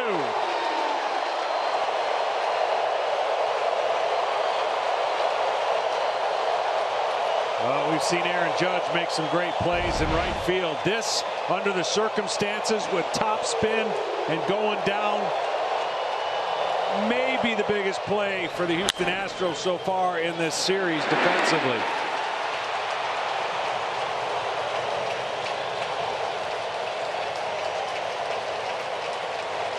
Out number 2.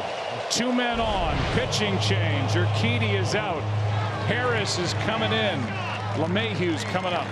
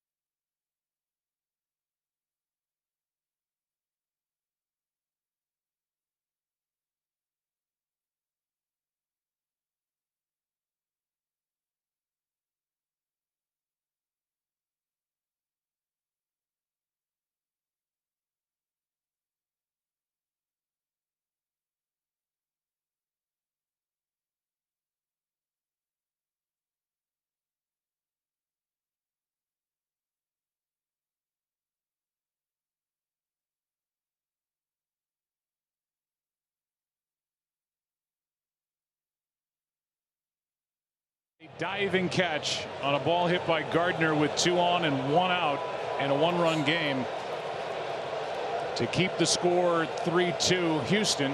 And now with 2 on and 2 out, Will Harris comes in to take on DJ LeMahieu. Reddick's going to have to be on his toes with LeMahieu. If he gets a fastball to hit, likes going that way. Chops one to short. Correa throws to get out. Harris throws 1 pitch and gets out of the jam in the 6th. And the Yankees are now 1 for 6 with runners in scoring position and still trailing by 1.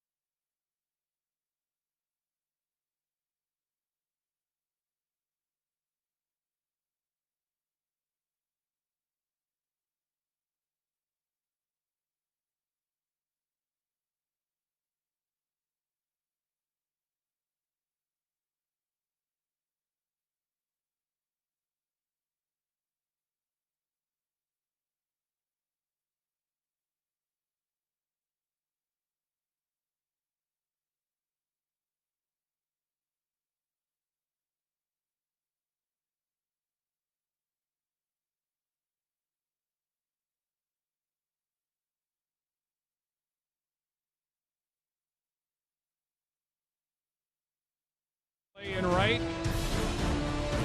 Carlos Correa charged a ball from short to end the top of the 6th inning. Strand 2.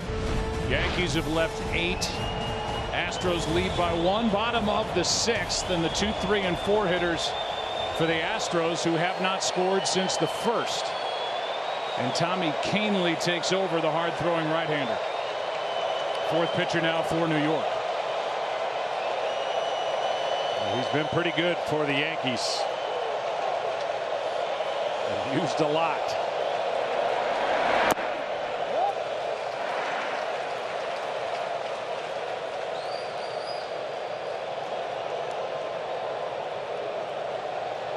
Kahnle's appearing for the 5th time in this LCS. 4 2/3 innings pitched. He's allowed only 1 hit.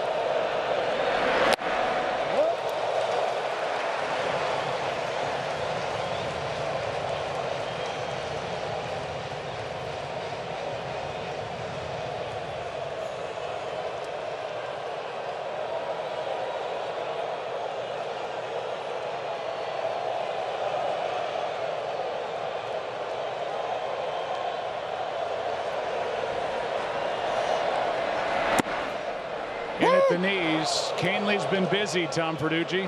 Well, believe it or not, this is the first time all season that Aaron Boone has used a relief pitcher 3 consecutive days. A tribute to the depth of that bullpen and how judicious he has been with their usage.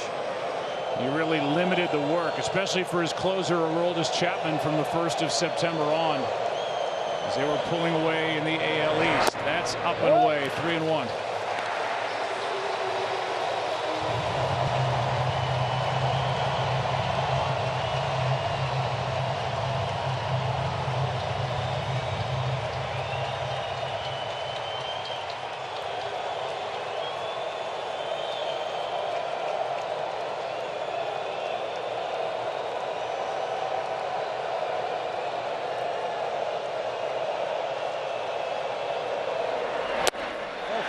Leadoff walk.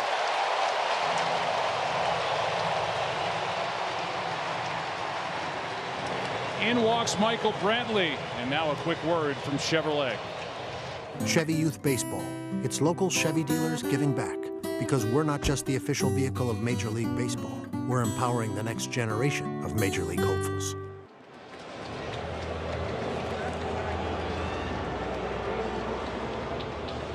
And a visit to the mound by Gary Sanchez. And Kahnle was visibly frustrated. He didn't get that 3-1 pitch.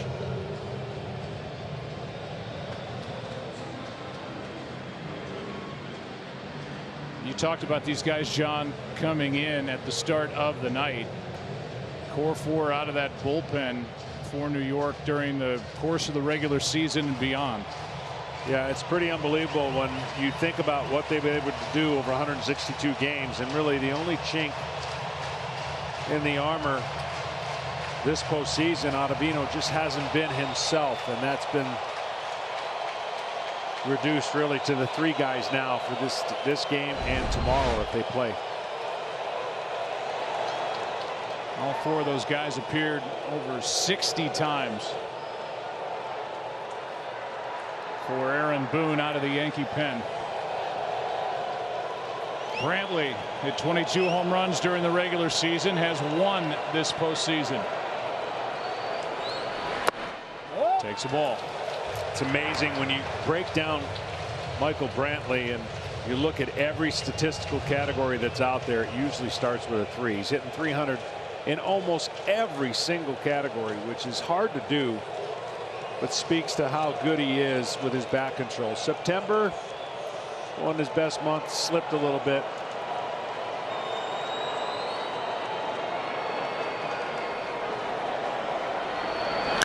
Hard hit base hit. Altuve will head to 3rd. A walk and a single and an opportunity for the Astros to add to their 1-run lead.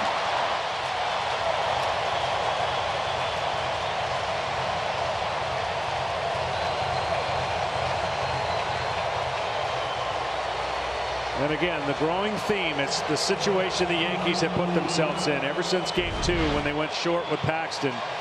You get to see these relievers a lot, and it's just not typical to see a reliever this many times, so you feel like the advantage starts going to the hitters. And right now the advantage goes to the Houston Astros on being able to add to their one-run lead with first and third, nobody out.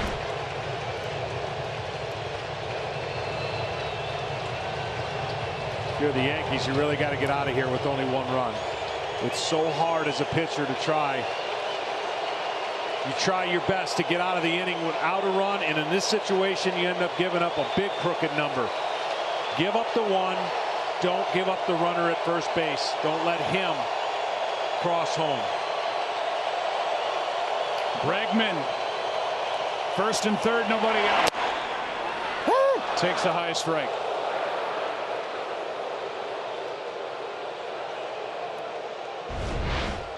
High changeup. Nothing he could do with it anyways. But he didn't think it was a strike.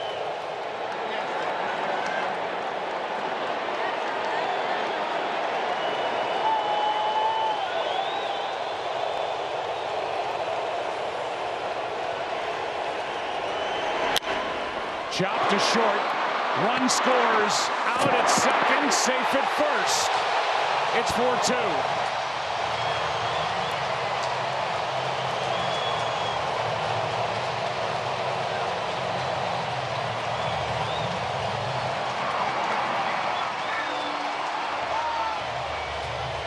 That is a great job. I know it looks like an out was made, but a run was scored.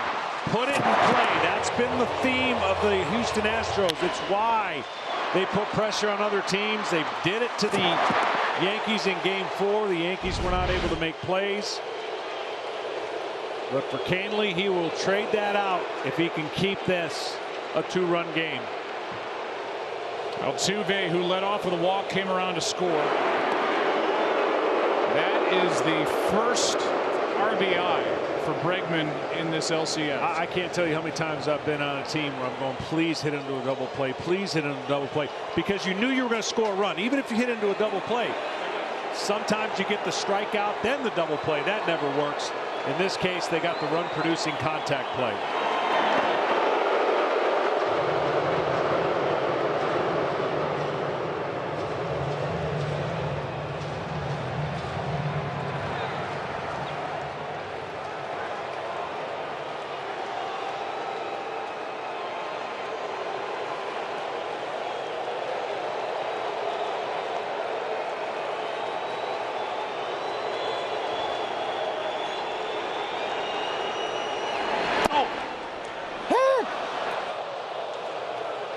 Strike one on Gurriel.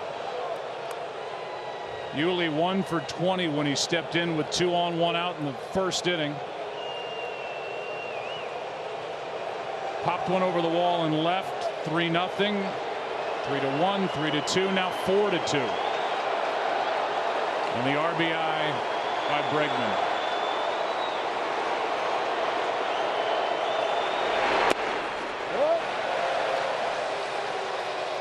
Really working hard with that changeup and really kind of overthrowing it is Canely. And you can understand if he's just a little bit fatigued with the amount of work he's had in this series. Yankees and the Astros, after playing last night, both landed in the early morning hours, tried to get some rest, and then out to the ballpark for Game 6.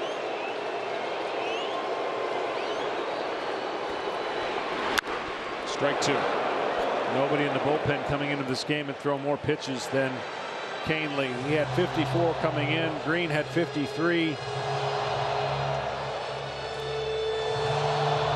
So the bullpen has had to work a lot harder than the Astros bullpen.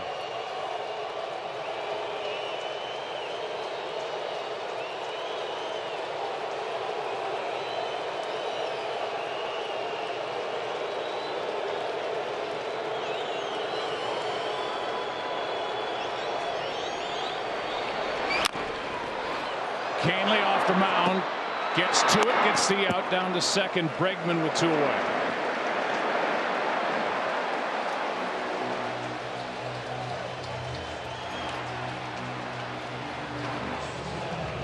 Want more playoff stats? Hey Siri, who's leading baseball in home runs in the playoffs?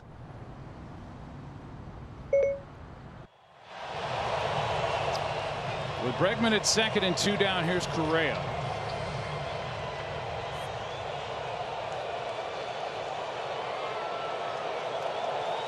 He's had a flair for the dramatic, wearing the home whites postseason here at Minute Maid Park. He won game 2 with an 11th inning opposite field home run.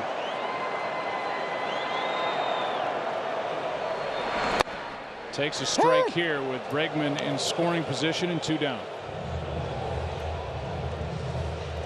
Well, you mentioned how many times the Yankee relievers had not gone 3 in a row. For them to win this series, they needed Chapman to pitch in 3 in a row. He pitched last night.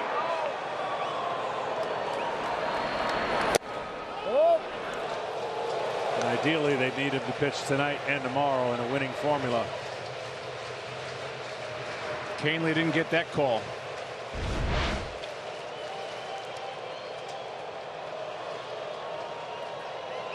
And the count 1-1 on Correa.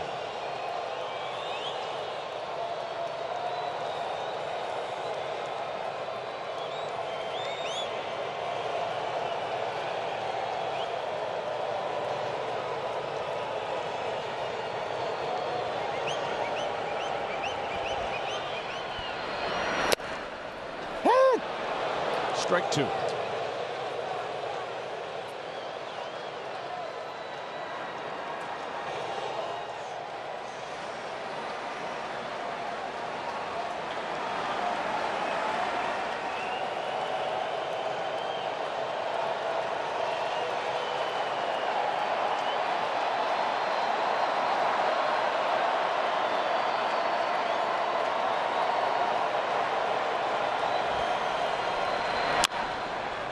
Well, everybody was speculating after game 5 last night who the 2 starters would be for game 6. These 2 managers, A.J. Hinch on the left, Aaron Boone on the right, are good friends. They texted one another in about 12:30 this morning. Boone knew that Peacock was starting for Houston, and Hinch knew that Chad Green was starting for the Yankees.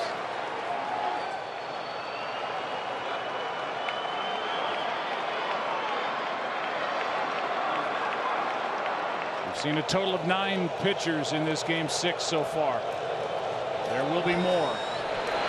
Runner going, and after Bregman got a great jump and could have the second half of that trip to third walked into the bag, he has to go back. 2 strikes on the hitter. Huge jump. And they were going to give it to him no matter what. Urshela is playing back with 2 outs. A good idea really for Bregman to get over there. We've already seen between the pass balls and wild pitches on the Yankees the pressure that would have if Bregman were at third base.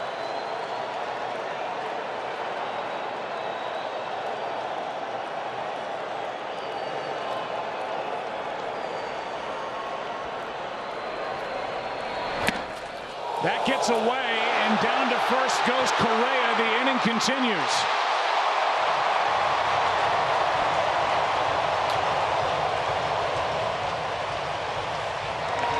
And right on cue, had he been at third base, that would have been a run.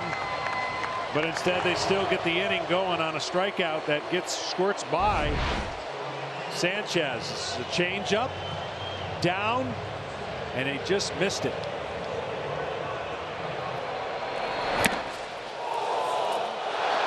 That's back-to-back games with a passed ball for Gary Sanchez.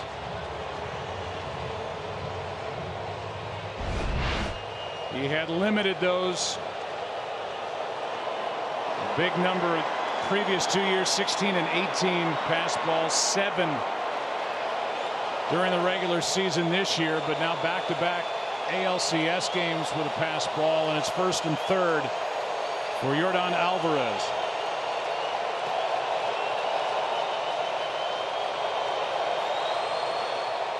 The rookie is 1 for 21 in this ALCS.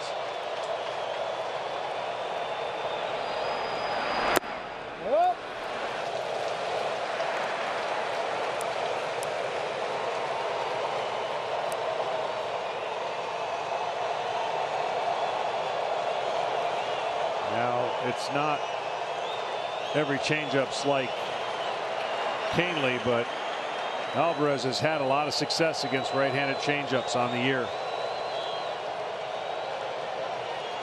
Yordan Alvarez trying to bust out of a slump.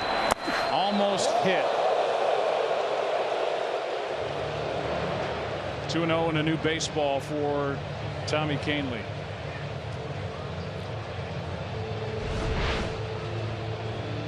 Again, just overthrowing it.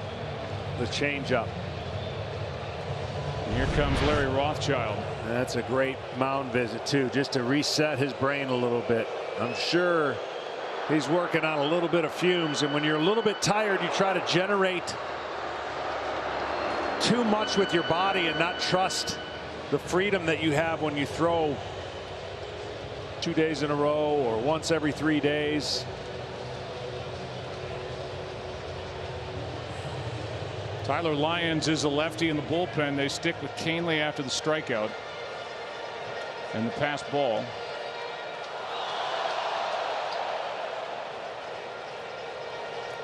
Well, everybody resets. Just a reminder, the World Series begins on Fox Tuesday at 7:30. And it will either happen here in Houston or in the Bronx. The Washington Nationals making their first World Series. Canely's lower half is so strong, that's why he can do what he does. But when it gets a little fatigued, you start leaning or leaking towards home too fast, and your mechanics get a little out of whack. There goes Correa, and he steals second without a throw.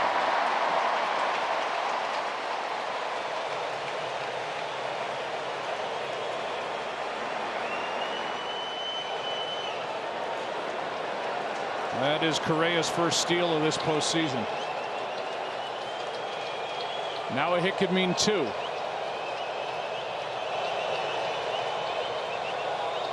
Two-one pitch. 2-2. Nasty delivery down and in. And that's the best one he's thrown. So whatever Rothschild told him, either stay back and trust your pitches. Don't force them. Perfect timing. Best one he's thrown.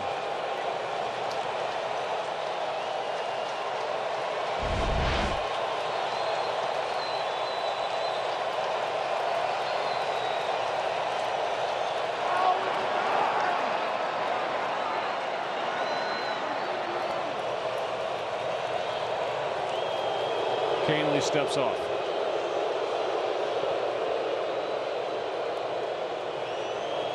Astros asking for a big hit out of their rookie DH.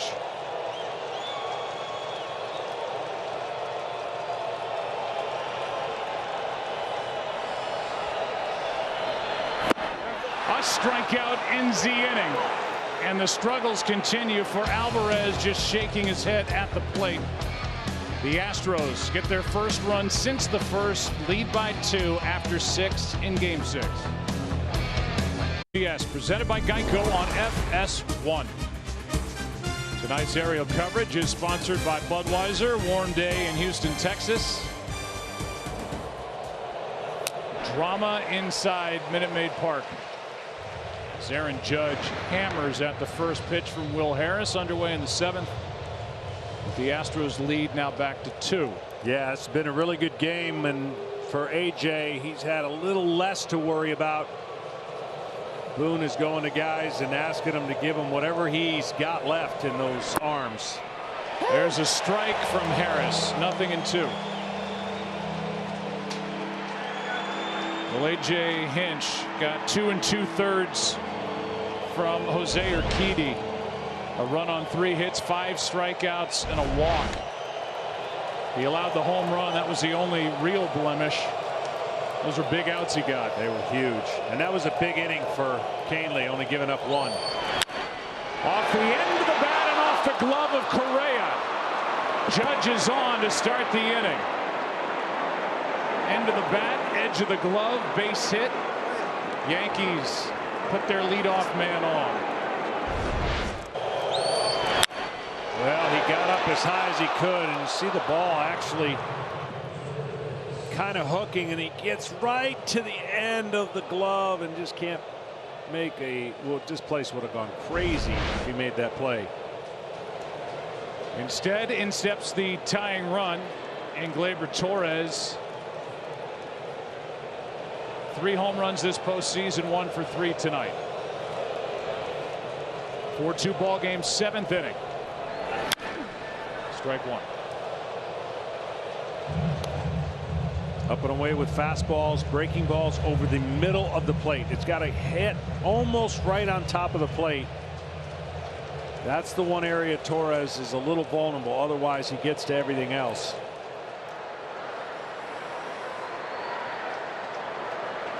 Adam Ottavino, who has struggled getting ready as Torres was trying to launch. Now he's in the hole, 0-2.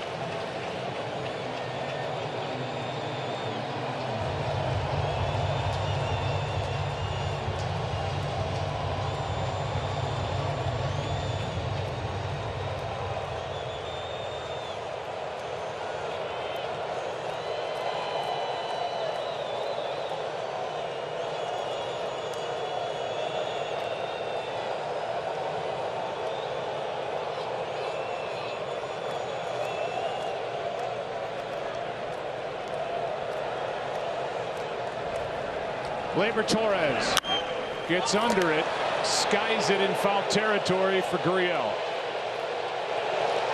1 down.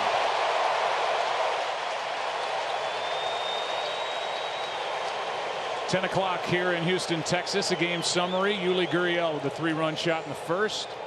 Gary Sanchez answered in the second with an RBI hit with 2 out up the middle. Urshela went deep in the 4th inning for New York, but the Yankees have been playing catch-up since Yuli Gurriel drove one over the wall and left for a 3-run shot in the first. He had been hitting into some hard luck. There was no hard luck there. Strike 1 on Aaron Hicks. Pete Macheska is our producer. Matt Gangle is our director, along with Tom Verducci and Kenny Rosenthal and John Smoltz. Joe Buck in what is a thrilling series and a heck of a game 6 so far. Hicks could tie it with 1 swing. 0 for 3, but he swung the bat well tonight. Takes in the dirt. I always felt the hardest position on the team was going to be game 7 starter when you're up. So Garrett Cole is watching this game in a kind of a strange way. He's got to prepare and watch and take in information. Obviously, he's already faced him, but he'd rather pitch game 1. So you can't get too emotionally involved in the game. Now, on the flip side, Severino is begging to pitch game 7, so he's more engaged in the game. Strike 2 on Hicks. Because he's down 3 games to 2. So 2 different ways each guy. And of course, he may have to pitch tonight. Who knows? That's why he's down in the pen. No guarantees when you're on the brink of elimination.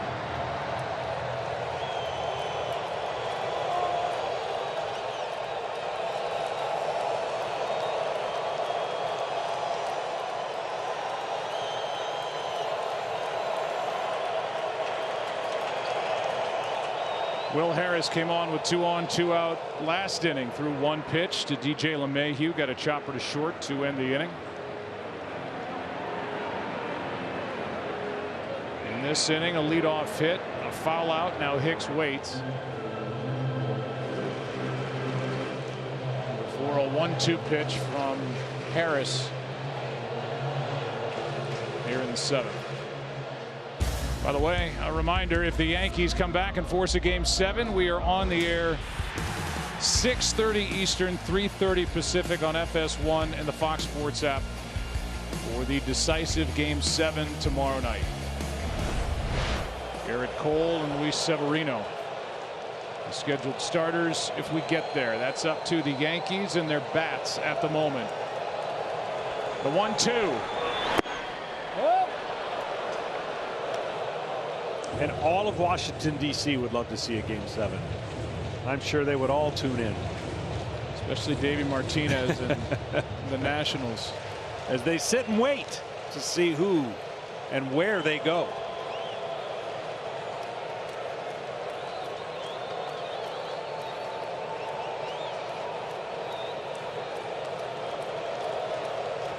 Two pitch. Full count.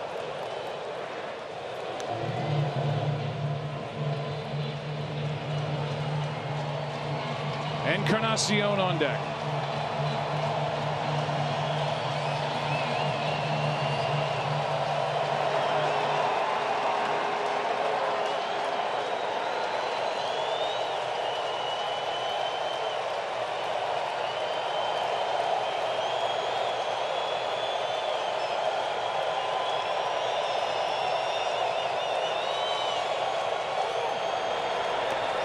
Time called.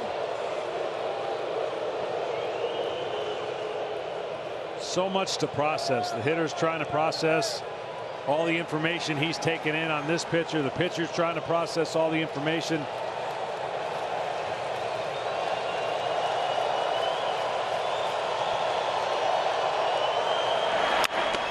Little fly ball. That is trouble, and diving catch by Bradley from behind the runner. One of the best double plays in ALCS history.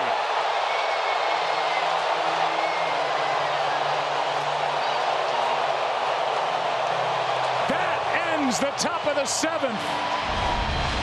Michael Bradley step into the spotlight.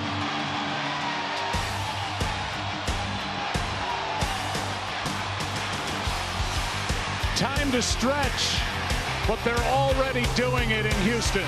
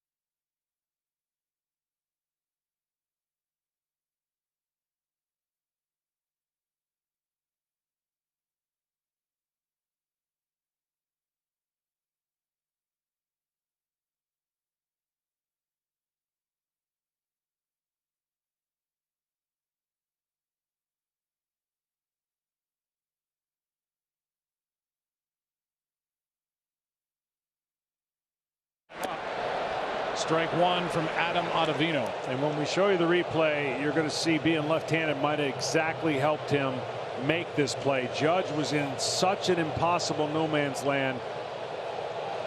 And when Brantley dove, Judge touched the base and tried to get back. Brantley made a good one-hop throw. But being left-handed, I think, coming in was about the only way he could make that play. And what a play. Yeah, right-handed, he has to reach across his body with a backhand, and I'm with you. I think left-handed allowed Brantley to have a chance, and then Brantley made the play. As Ottavino, his struggles well documented, misses outside, 1 ball, 1 strike on Maldonado. He's been so good in his first year back home in New York, working out of the Yankees pen.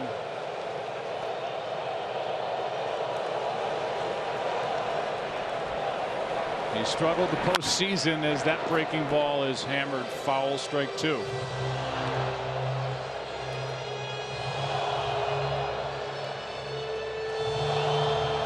Fifth game for Ottavino and an ERA over 20. Obviously limited work. An inning and a third. He's allowed 6 hits, 4 runs, 3 earned.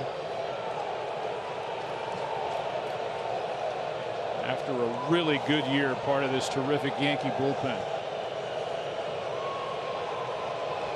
Trying to keep it 4-2. Good pitch for the strikeout to start the inning.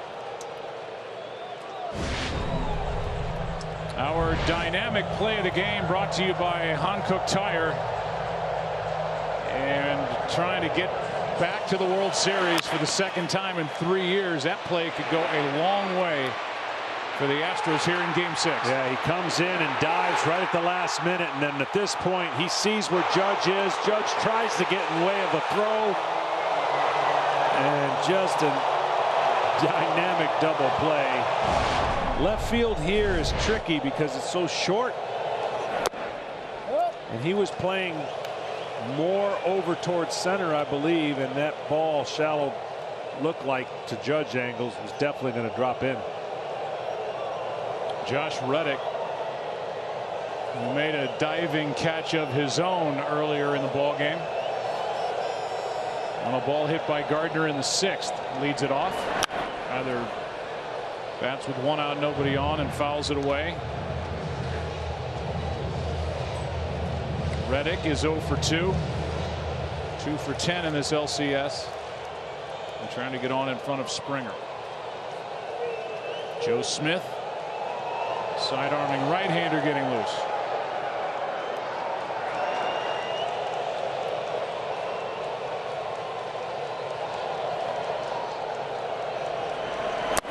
Good tailing pitch from Ottavino. Good life in the count 1-2. Well, that's that pitch he worked on. That's the. He's added that when you think about this 2-seam fastball and the late life that it has, coupled with that breaking ball when he's on. That's why he's been so tough. The breaking ball just hasn't been on. It's rolled more than it's been biting.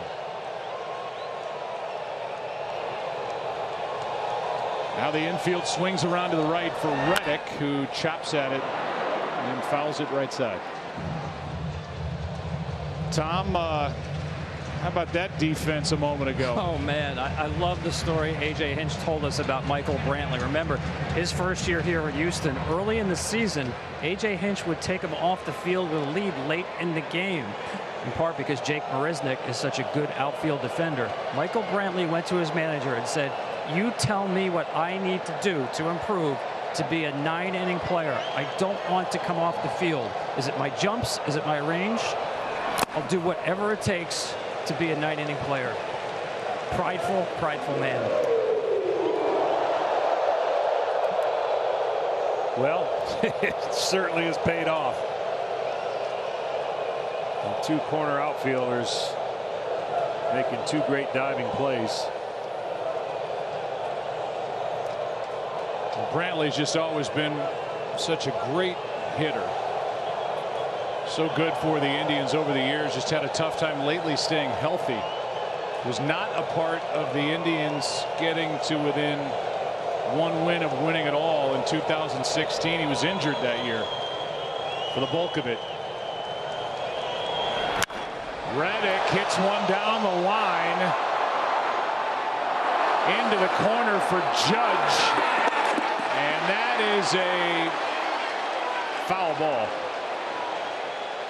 You get the sense with the way Judge reacted that hit a girder out there, or the roof here at Minute Maid Park, and then it dropped, and I'm interested to see where it dropped. Reddick still standing out there at second base, and there's some confusion now. Let's take another look. Oh yeah, and then it comes down in foul territory. That's a foul ball. Yeah, it's live when it's hitting in fair, and then where it ends up, foul. Kind of a break for Reddick, if you think about it, because Judge had that easily. Well, it's a break for Reddick in that he gets another chance, but then after that ricochet, had it fallen in fair territory, he's standing on second.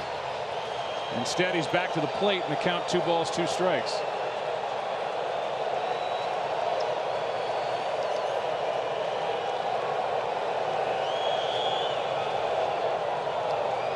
With 1 out. Should be handled, and is by LeMahieu. Umpire wearing the mic tonight. Let's listen to sounds of the game. Hit the roof in fair territory, AJ, but it landed foul. Yes, it's striking point of the ground, which is foul. Okay. That's Marvin Hudson, the home plate umpire, and once that ball hit foul, it's a foul ball. And no harm, no foul, as Reddick, who should have been an easy out on that fly ball to right, ends up grounding to first, and with 2 out, here's Springer.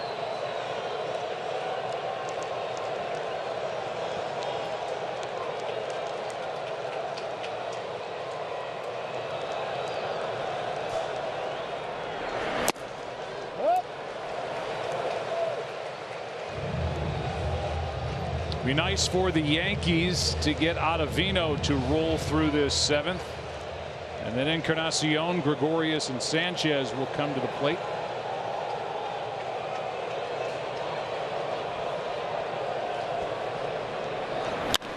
Springer to Gregorius. We'll see him in a minute with the bat in his hands. A 1-2-3 frame for Ottavino. That has to feel good for the veteran right-hander. 8th inning.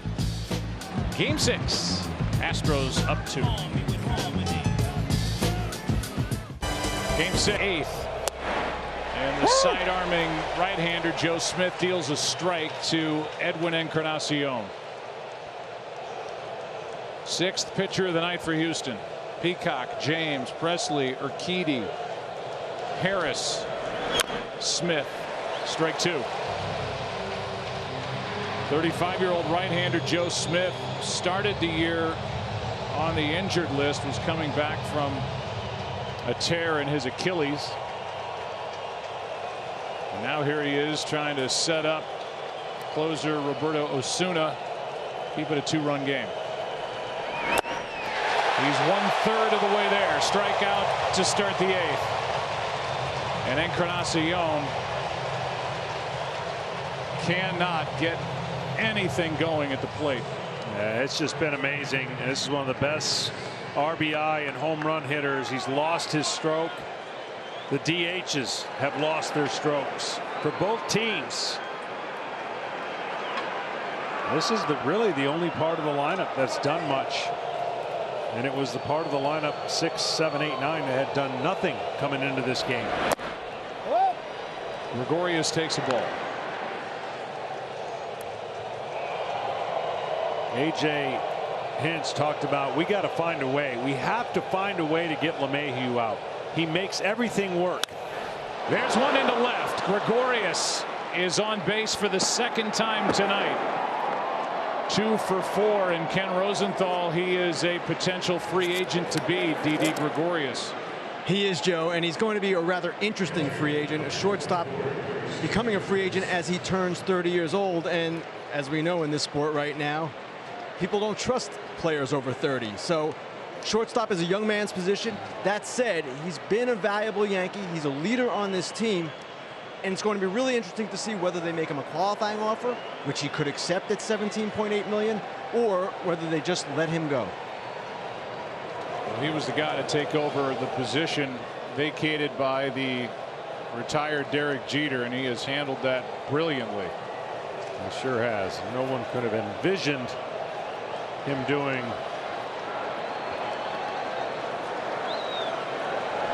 what he did. And right now the Yankees are one swing away from injecting life back into their dugout and tying this ball game. And they've got a home run hitting catcher in Sanchez, who hit a career high 34 during the regular season, won this postseason. Tying run at the plate. That's a strike, and the count evens to the surprise of Gary Sanchez. Yeah, I'll tell you what, a lot of players, there's been a lot of pitches off the plate tonight. It's on both sides, but that's just unhittable. There's no way a hitter can do anything, and Gary's behind the plate, and he knows what some of those calls have gone for and against him while he's catching his pitcher and while he's hitting at the plate. Gregorius aboard with 1 down. That is a strike, and it's 1-2. And now Gary's going to have to battle somehow, some way with 2 strikes. He feels like the inner part of the plate has gotten too big, so we'll see what Joe Smith and Maldonado decide to do.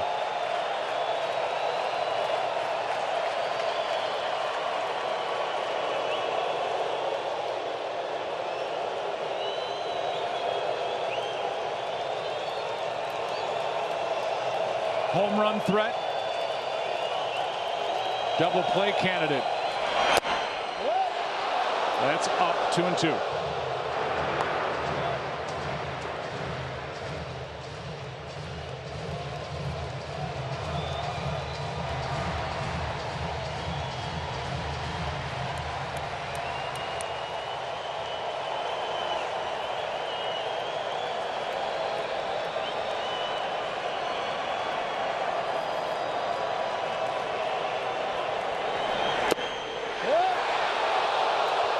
And now Maldonado lifts his mask after not getting that call and says something to the home plate umpire Marvin Hudson.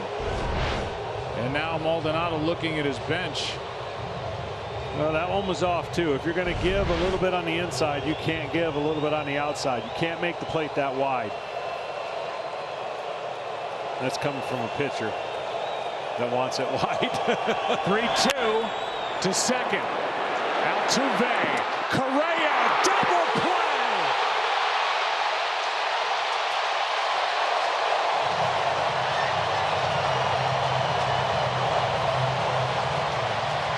The Astros, 3 defensive outs away from their second World Series in 3 years. Get a double play in the 7th and get a double play in the 8th. And lead this thrilling Game 6 by 2. In Game 6, 2, 3, 4 hitters for the Astros. Altuve, who has been right in the middle of both rallies for the Astros. No surprise there. Will face Zach Britton.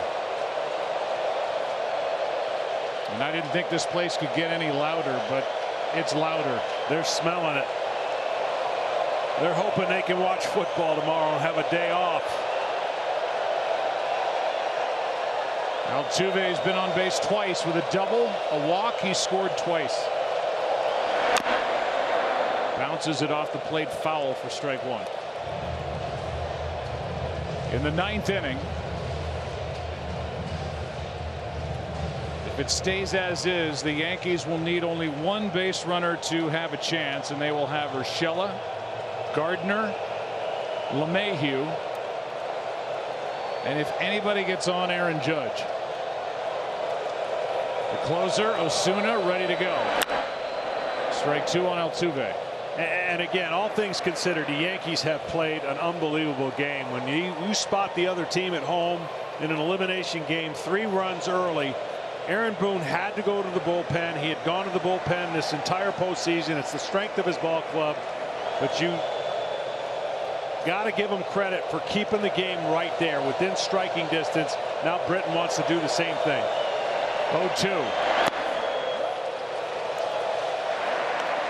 Saw Aaron Boone, the 46-year-old second-year manager, first manager in Major League Baseball history, first 2 years guiding a team winning 100 or more games.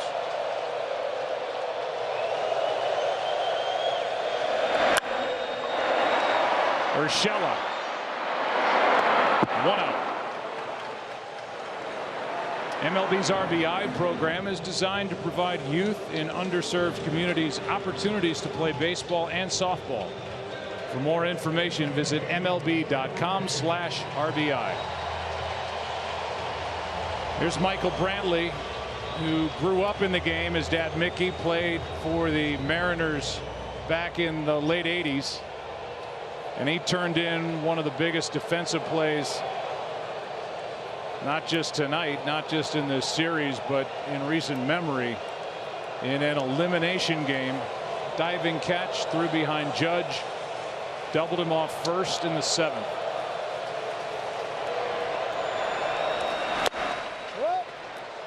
Ball 1 outside.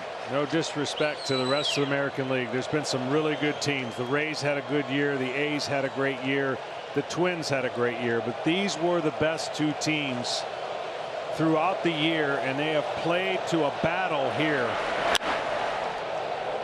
And they're so close in every single category when you think about how the strength of each club has kind of been orchestrated. Pitching, starting pitching, of course, for the Houston Astros, their 1-2 combination, I don't know if it gets any better. And oh, by the way, they added Greinke. And for the Yankees, their starting pitching, by the way, wasn't bad. They just didn't have the depth or the innings because their bullpen was so good. And when you think about how this series turned and was won, in my opinion, it was the little things that the Houston Astros were able to do that the New York Yankees weren't. And I'm talking about minute things. Putting the ball in play, running the bases, and now we've seen in this game making some incredible defensive plays.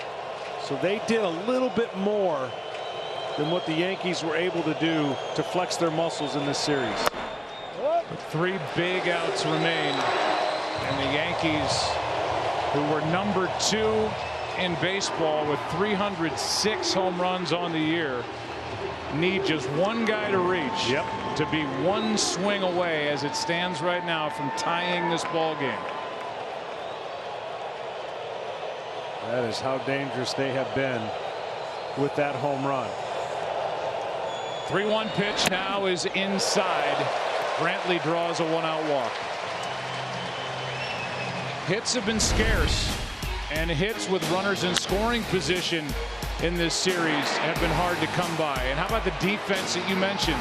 Diving catch Reddick, diving catch at the front end of a double play by Brantley and left.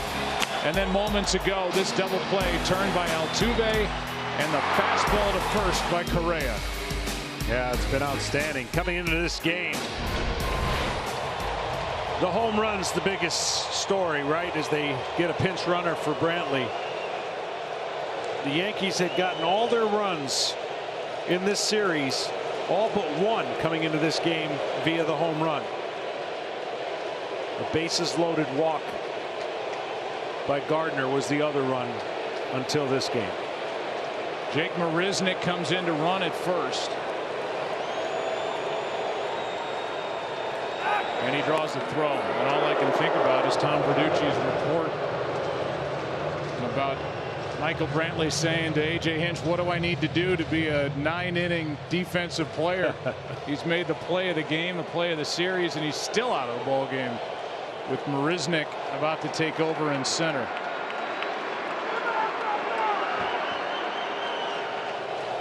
That'll move Springer. And that'll move Reddick. Marisnick draws another throw.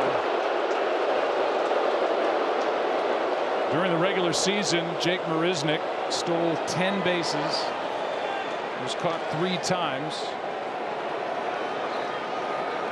And we'll see how the Astros want to play it with their cleanup man Alex Bregman at the plate.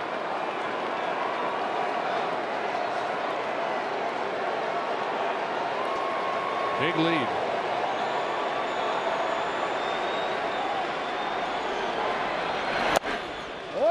Ball 1.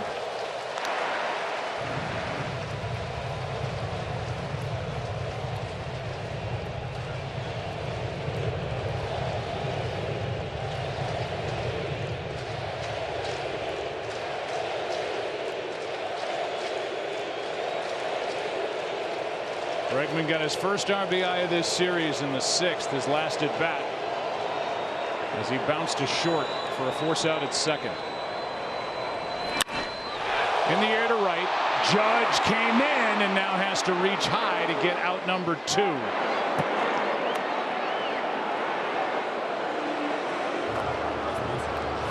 Back to first, Marisnick, with Gurriel coming up. He can do it all. Defense, offense. Hopefully next year he can stay healthy and put up. Sky's the limit what he could do if he stays healthy.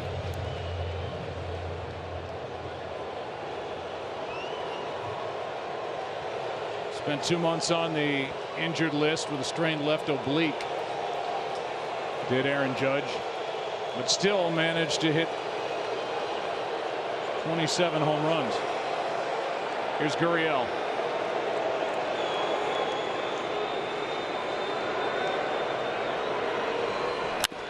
That ball is going to get down. Good play by Judge.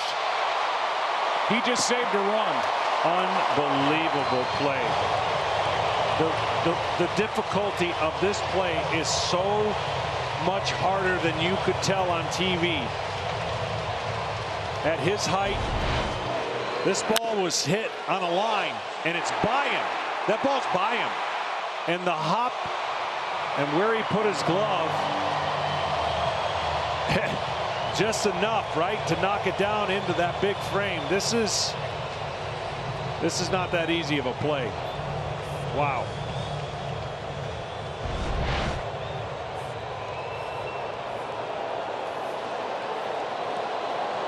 Reminiscent of the play that the Milwaukee Brewers didn't make in right field on that ball hit by Juan Soto in a playoff game. And that wild card play-in game that sent the Nationals into that matchup against the Dodgers. Judge able to keep it. And Marisnick could not come to the plate. Now a ball in the dirt, and with a runner at third. We've seen back-to-back games with pass balls by Gary Sanchez. He's able to corral that pitch. You almost wonder if the Yankees were to have the lead right here, would they have put Romine in? But being down and trying to work the lineup and keep the game going, you could also use that bat in the lineup if you're able to tie it up. First and third, 2 out. Carlos Correa. 2-0. This is where Correa has been so much better. Empty bases, not so much. Men on, he lights up. Runners in scoring position so far, much better in the playoffs.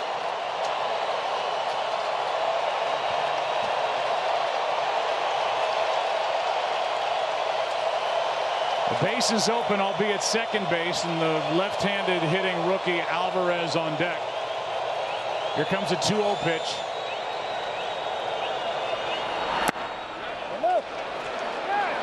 They say Correa went around, and they count 2-1.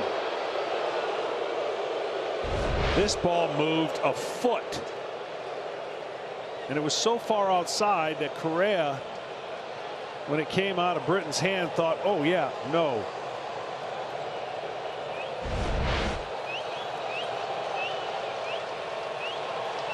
Britton trying to keep it a 2-run game.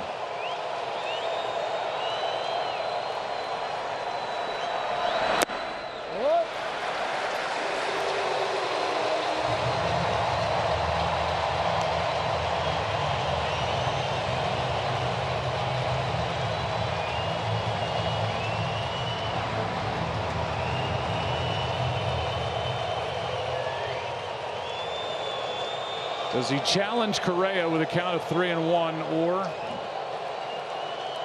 does he not mind putting him on and pitching to Yordan Alvarez? 2 out.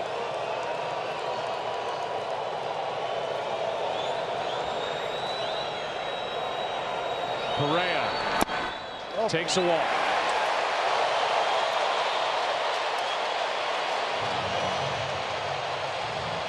And Alvarez is going to be lifted for a pinch hitter, Aledmys Diaz. Yordan Alvarez 1 for 22 without an RBI in this series, and A.J. Hinch goes to his bench, and he calls on Diaz to try to add to a 2-run lead.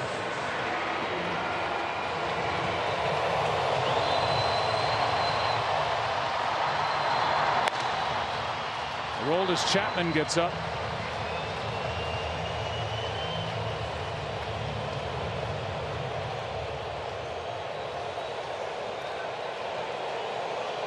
Diaz, another nice piece added by Jeff Luhnow, the general manager. Can play all over, has some pop. Hit .271, 9 home runs. Hitless in this series, and he takes a ball. 0 for 6 this postseason, no RBIs. Britton a little bit forcing that sinker again, talking about how many times you're up, how many times you get hot, how many times you get in a series. It takes its toll. I know the season was spread out for these guys, but in a condensed series, no one understands until you've been down there what that's like when you have to get up multiple times and used in high leverage situations. So at times you just force it, when all the other times it's natural.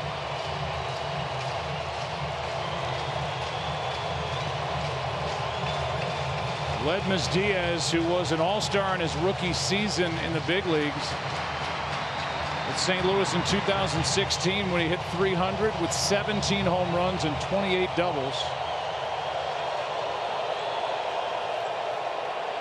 We haven't seen the breaking ball out of Britton. It's been all sinkers.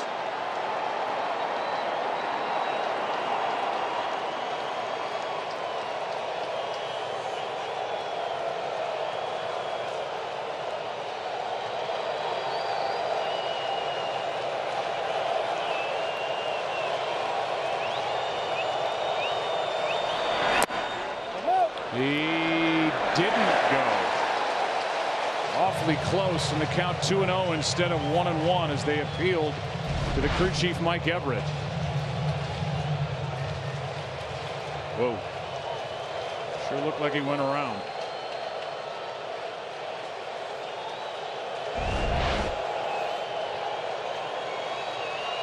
Britton has to come to him now. 2-0 pitch.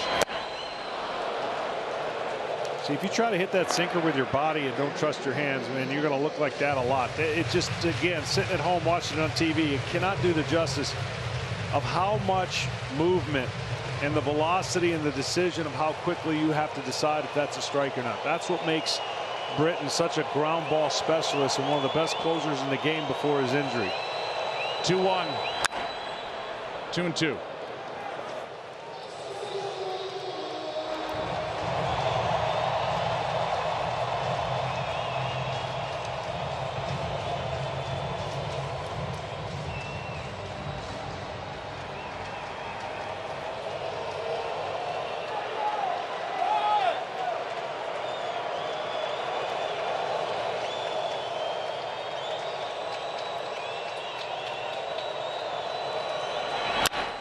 To the shortstop, Gregorius. Good job by Britton.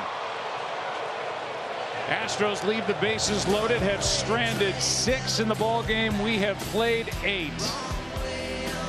Last chance for the Yankees. Down by 2, facing elimination. Michael on FS1. Here's Roberto Osuna taking over, trying to close it out. Yankees needing 2 to tie. First up, Urshela. He's been on base 3 times tonight. 7th game this postseason for Osuna. He has 1 save. It came in game 3. Chased. 1 ball, 1 strike. Everybody moves in the outfield as Reddick goes from right to left. Marisnik, who pinch ran, stays in the game, plays center, and that moves Springer to right. The 1-1. That's a base hit, and the Yankees have life. On base for the 4th time tonight is Urshela. A sharp single, and that will bring in Brett Gardner. Well, they swung at a 1-0 pitch out of the zone, and they tried to come right back into the high fastball, and he pulled it in the hole for the biggest opportunity for the Yankees. They had to get somebody on base. Tension in the stands. You can already tell they were standing cheering, and it went into like a murmur. Second time over the last 3 innings the Yankees have put their leadoff man on. Here's Gardner. He is singled, struck out, lined out. Takes a strike. You know, Aaron Boone in his infamous argue with the home plate umpire said that my guys are savages. What they are grinders, and they grind out at bats, and they make the other pitcher have to be really, really good to get him out. It's not been the perfect series for the Yankees offensively, but Gardner spins out of there, and think about how we came on the air. Nobody knew what was in store. You never do, but a bullpen game on each side. The question is, Gardner is wondering if that ball hit the sleeve, and they're going to look at it. Didn't it glanced off his hands. He wasn't sure, and it's worth taking a look, but that's about as close as it comes to seeing if it hits you. It's worth the review, but haven't seen anything yet that looks like it glanced the sleeve, the arm, or the hand. Replay review is powered by Mitel. But nobody knew what was to come in this bullpen game. We've seen a total of 13 pitchers, for the most part,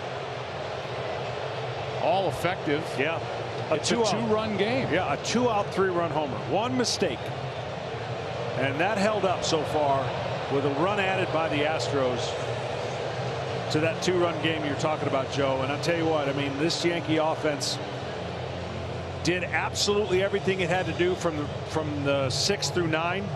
They provided this point to where they have a chance. Gardner stays at the plate with a 1-1 count.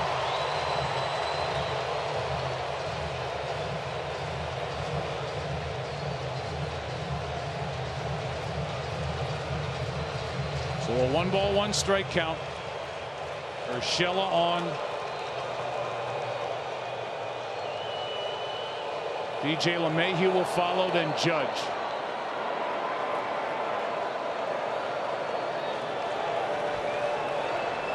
Gardner late. Strike 2.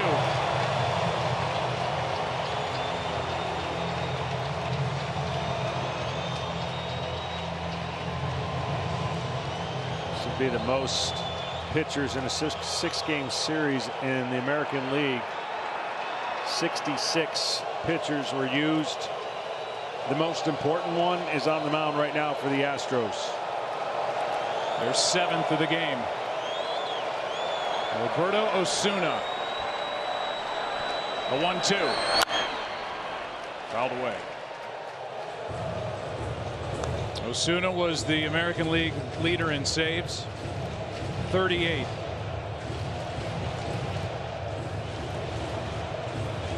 Just 24 years old and trying to come up with the last 3 outs before the Yankees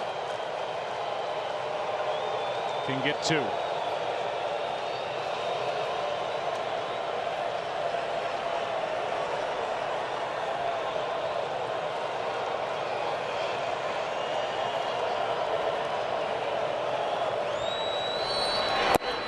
Run away.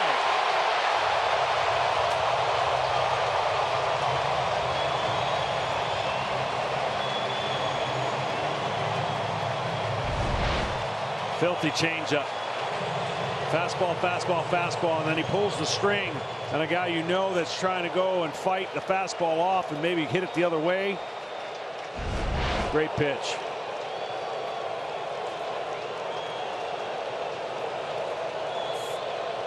DJ LeMahieu, 0 for 4 in this game, came in hitting .381 in this ALCS. Over the first 5. It's outside, ball 1.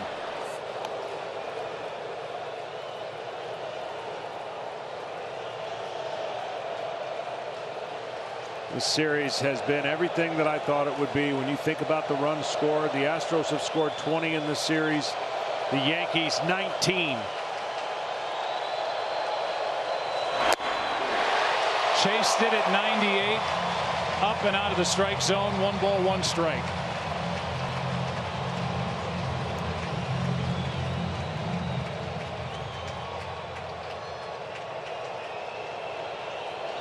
Barring a double play, Judge will come up.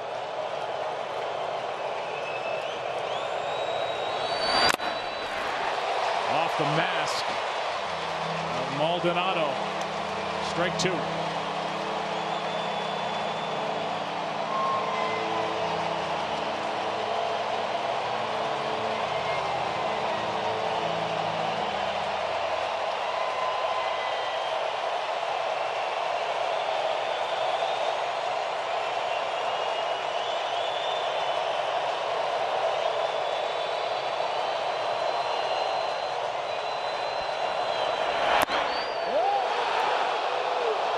Two and 2.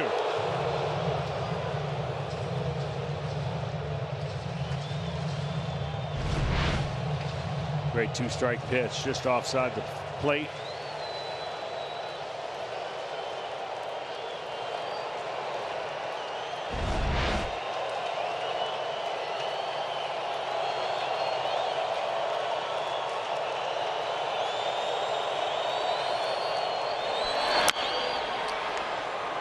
Foul ball.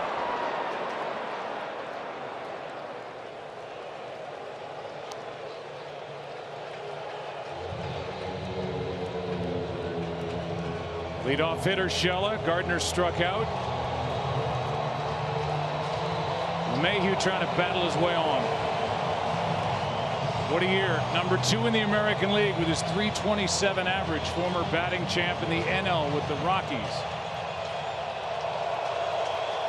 Also hit 26 home runs. Has 2 more this postseason.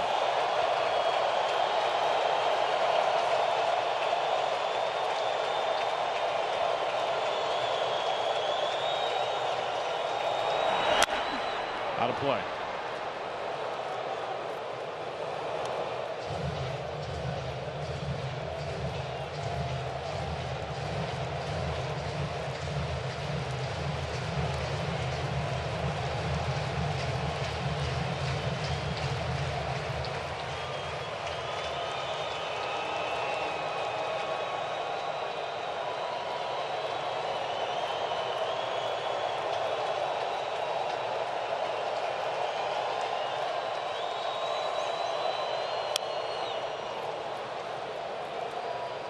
Mayhew able to fight off that pitch.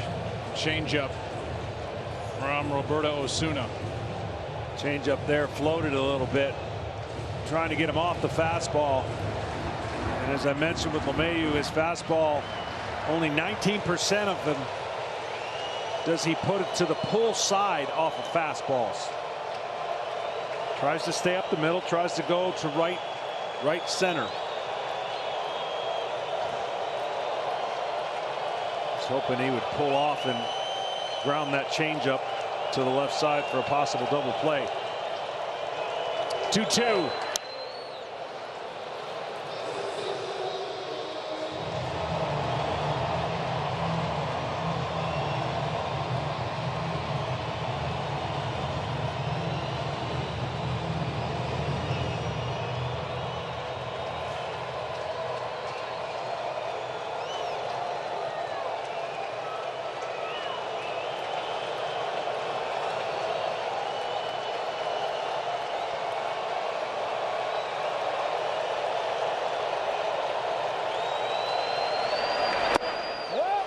That's high and a full count.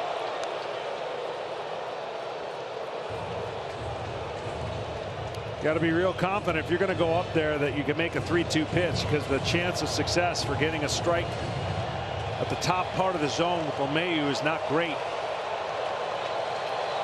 So you have to have in your mind that you know you're going to throw the 3-2 pitch if you miss with the 2-2.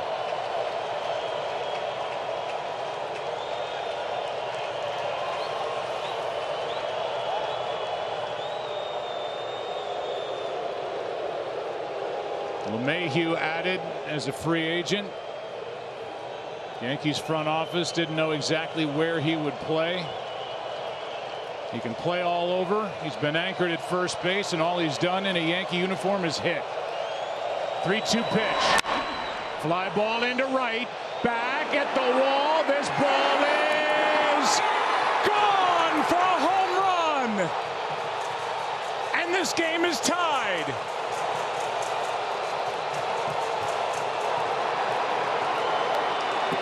LeMahieu, a ninth inning Game 6 hero for the Yankees. It's 4-4.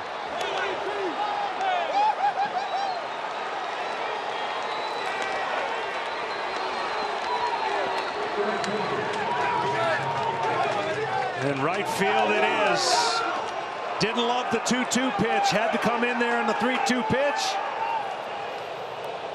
And LeMahieu just outside of the glove of Springer. I mean, this is going to be as close as it gets when we see a replay. That gets away from Maldonado. Ball 1 to Judge. Wow. Golly.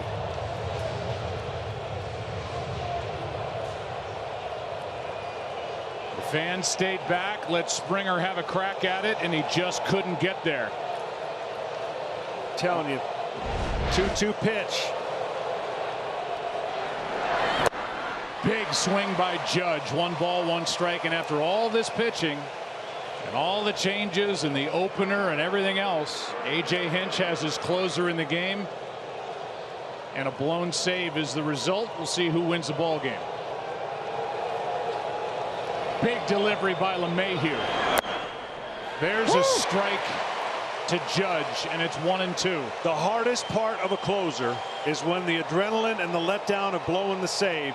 You have to take a breath and keep the game tied. You cannot let that momentum carry over, because the games, you're not losing, you just didn't get the job done. You got to keep the game going. Now a 1-2 pitch. Wouldn't chase it. The Yankees have Chapman ready to go. Saw that shot of Garrett Cole, wondering if he'll pitch tomorrow in a Game 7. We're on Tuesday in Game 1 of the next round of the World Series. Yankees now want to give Chapman a lead. That's out number 2.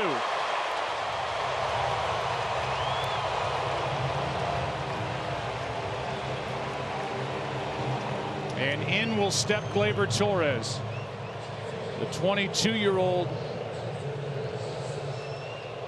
who basically won Game 1 with a 5 RBI ball game and a 7-0 win here in Houston. Tonight 1 for 4. Bases empty, 2 out, strike 1, and Torres was taking all the way or backing out of there for whatever reason. Wow, this place is stunned.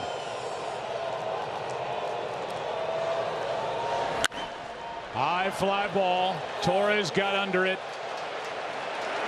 Reddick hauls it in. And it's DJ LeMahieu. What an addition for the Yankees. All he has done is hit just out of the reach of Springer and Wright, and Game 6 is tied into the bottom of the 9th. S1 play by Aaron Judge in the bottom of the 8th.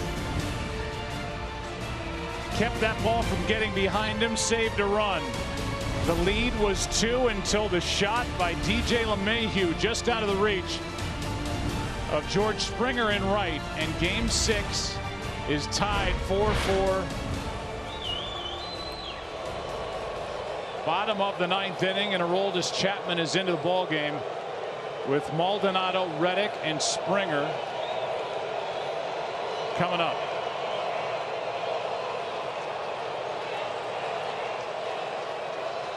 Maldonado 1 for 3.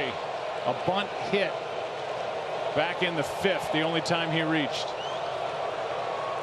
What a game.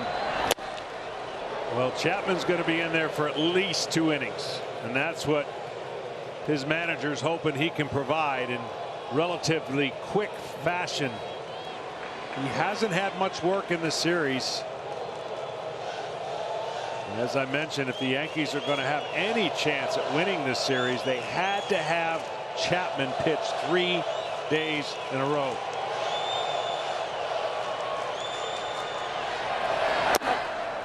That's a strike, and it's 0-2. Talking to A.J. Hinch, he said one of the small pieces of last night's game, in which the Yankees won 4-1, was getting Chapman in that ball game. But he has had very little work. He's thrown a couple of innings. That's it. Hector Rondon, the right-hander, gets loose. Here's the 0-2 as Maldonado stays alive.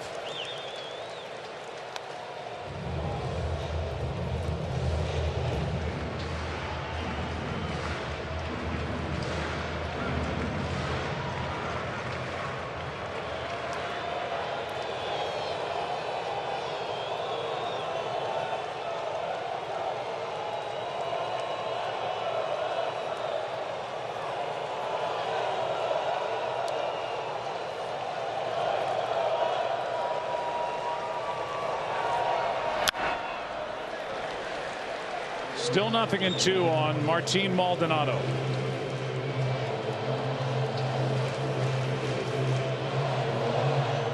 Maldonado hit 12 home runs during the regular season.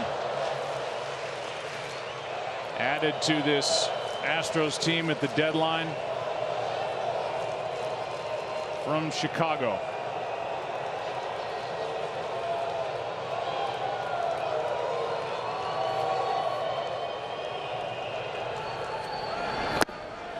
A strikeout starts the bottom of the 9th. Right about now. All that adrenaline, long night, travel, get to this point.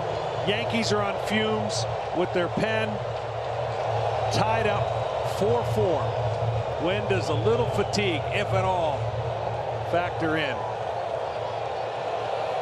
Not for him.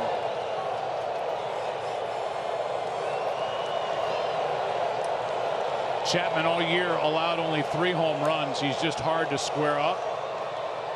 Gets to face a left-hander, Reddick, and Aroldis Chapman steps off.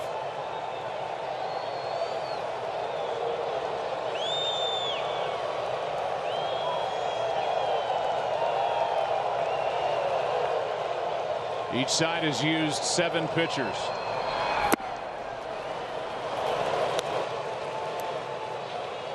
He's throwing that pitch a lot more, and that pitch has become so nasty. Chapman, known for his 100+ miles an hour fastball, doesn't need that as he gets older, and he's mixed in that breaking ball. Plenty still on his fastball. The 0-1 to Reddick. 0-2. If this game goes to the 10th, the Yankees will have Hicks, Encarnacion, and Gregorius.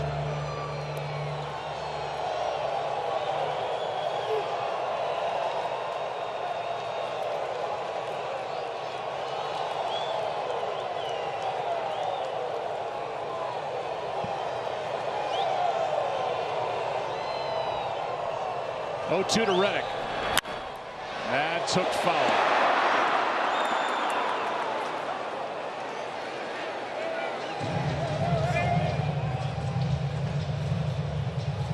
See if that pitch and that swing brings in a fastball here out of Chapman, up and away or out over the plate. Seen already a few breaking balls here with 2 strikes.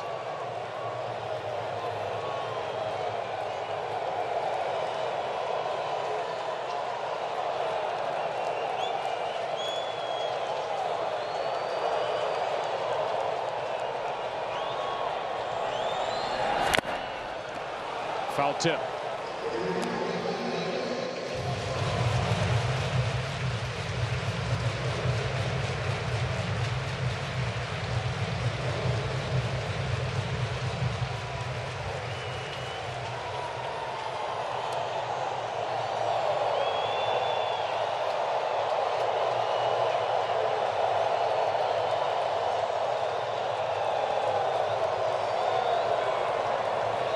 Another 0-2.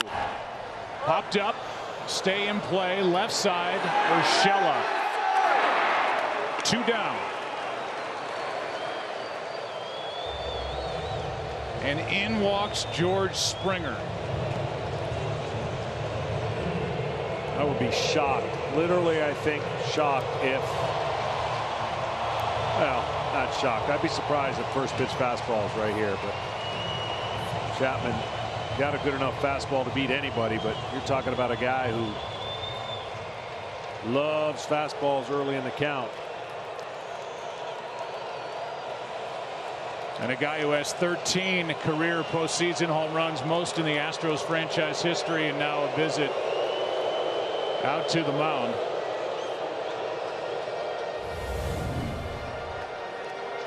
As they go over how they want to approach this at bat by George Springer.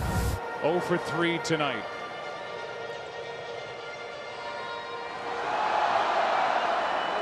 Springer hit a game-tying home run in Game 2.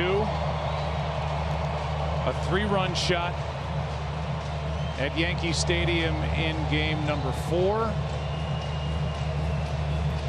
And he bats with 2 out, nobody on, tie game, 9th inning, Game 6. And I say that despite the numbers he has against left-handers breaking ball, but this is not your normal left-hander that he's facing. I just think if you're up there, you're sitting fastball and looking to try and end this game and take this crowd to a new octave. Here's a first from Chapman.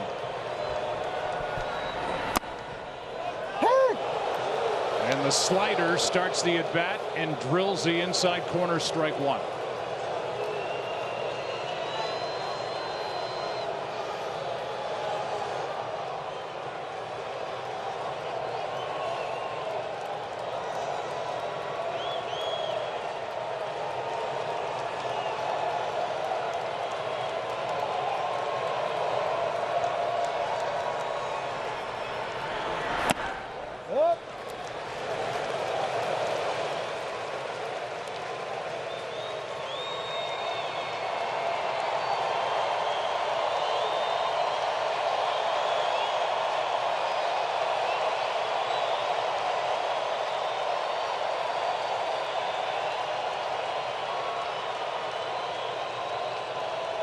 Pitch number 13 of the inning. Oh.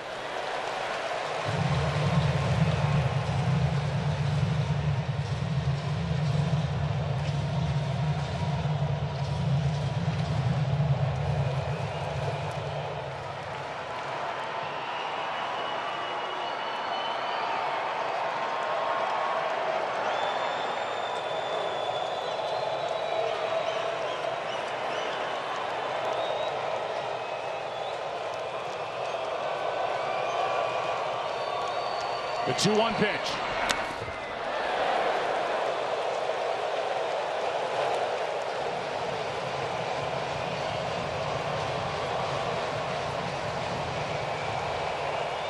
Springer now with 2 out, nobody on. Altuve on deck. I just wonder if Springer has the guts to sit on a breaking ball. 3-1. He threw him a bunch of breaking balls to that fastball right there.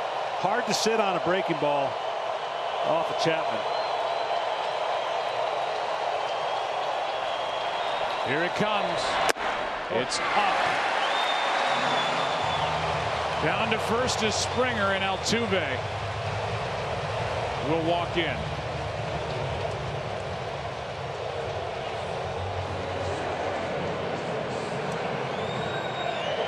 Well, you know he's never seen the first pitch he didn't like. Right behind Springer, and his 13 postseason home runs is Jose Altuve with his 12. And he loves hitting here at home in Houston. Chapman trying to get him to send it into the 10th.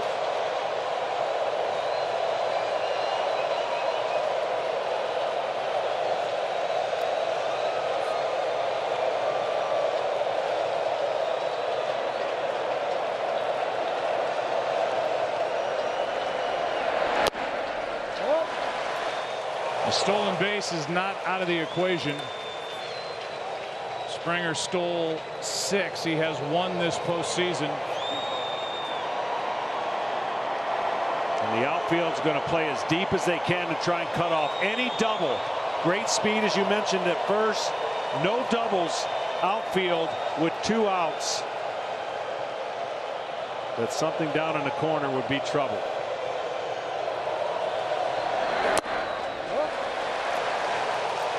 First 2 not close to Altuve from Chapman.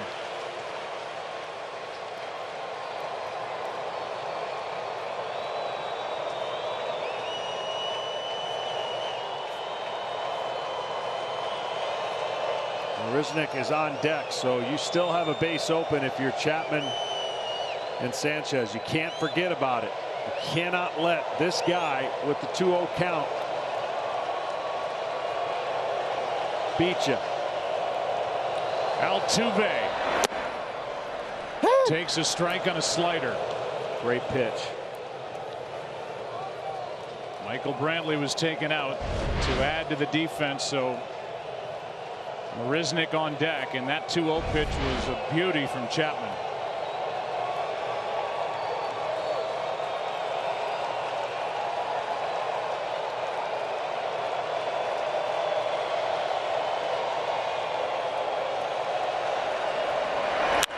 Altuve has just sent the Astros to the World Series.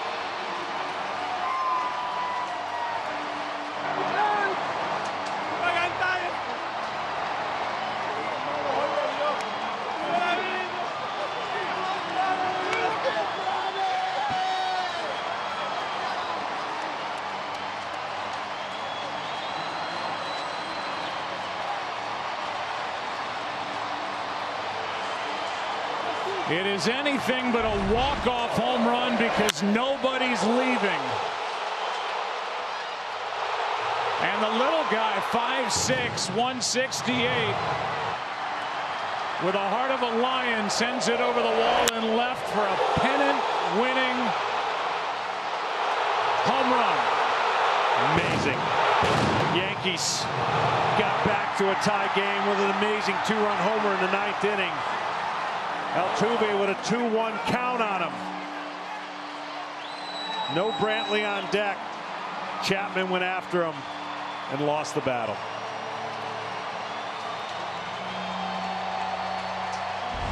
How many big hits, how many big home runs here at home for Jose Altuve in his time with the Astros.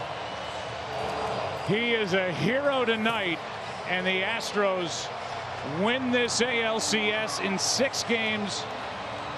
The final tonight is 6-4. Let's go down to Tom Verducci. I'm with Michael Brantley. Michael, the little man came up big again. You were watching.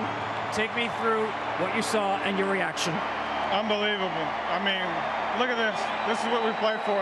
To do it in front of this home crowd, he's been big for us all year. He's a special player. What does it take for this team to come back from the game-tying home run from DJ LeMahieu and win it in the next at-bat? Yeah, never quit attitude. We believe in each other. We play good team baseball every night. There's a big homer by them, but the answer in the next inning, go to the World Series. I mean, I don't know if you can put that into words. This is a phenomenal feeling. Your first LCS, you showed off your defensive skills tonight. Tell me about that remarkable play that you made, including the throw to first base to double up Aaron Judge. Yeah, just, obviously try to make plays behind your pitcher. Our bullpen did a great job tonight, competing every inning, giving us a chance, and to play good defense. Red made a great play out there and right as well earlier in the game, and that's what you got to do to win big games.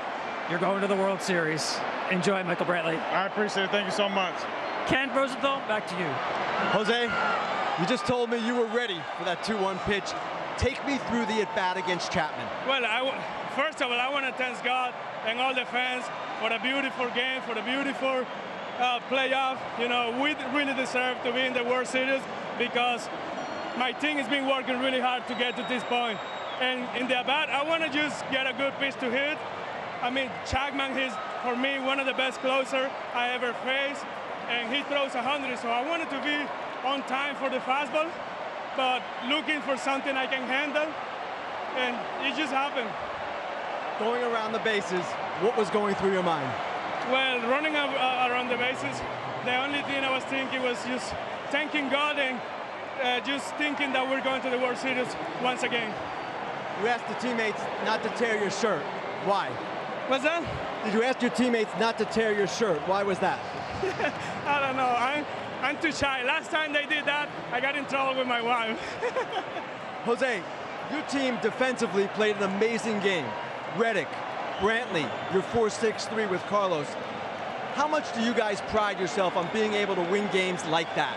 Well, let me tell you this. We won the game not because I hit a homer. Julie hit a 3-run homer. Michael Brantley made a really good play over there. Springer just walked and put some pressure on them to get some momentum going. We are working as a team. We don't rely on one player, like I said before, and I'm really happy for everybody right now. Jose, congratulations. Thank you. American League champions. Joe, back to you. A wonderful man and a tremendous player as he sends one over the wall in left center field, becoming the second player with a walk-off home run to eliminate the Yankees in a postseason. The other, Bill Mazeroski, 1960 Game 7 at Forbes Field to win the World Series. This one gets the Astros to the World Series for the second time over the last 3 years. What a game, what a night, what a series. The Astros are moving on. Will be 6-4 as Jose Altuve in Game 6 alone scores 3 runs and knocks home the game-winning 2-run shot off Aroldis Chapman, who gave up a walk and a blast. And these two teams gave it everything they had. Unbelievable. Yankees were unbelievable. It's a hard loss to take when you battle back and tie it up in the ninth. This game started with a 2-out, 3-run homer, and it ended with a 2-out, 2-run homer to a guy that plays as big as anybody in the game on a 2-1 pitch. I still am a little surprised they pitched to him but I bet you he's glad they did. Well, we've seen it. We've said it over and over. Jose Altuve comes through for the Houston Astros, and he does it again here tonight. He gets the walk-off home run. The Astros move on. They have their 3rd pennant overall, their 2nd American League pennant, and they're going to the World Series for the 2nd time in the last 3 years. And what a matchup that's going to be. Yeah, absolutely. It's going to be so classic with the starting pitching that each team has. Either team representing the American League was going to be a classic series because there's so many strengths. And obviously, when you think about the potential matchups of Garrett Cole game 1, possibly Scherzer, then Strasburg versus Verlander, I mean, you could keep going throughout the series. But what a year for both teams. And I know somebody has to lose and somebody has to answer questions that they don't want to answer. But the Houston Astros here at home took care of business. What a run it's been for Jim Crane, owner since 2011. Reed Ryan, Jeff Luhnow, and their field manager, A.J. Hinch. Let's go down to Kevin Burkhardt on the field. Thank you very much, Joe. Hey, Houston, how'd you like to go back to the World Series?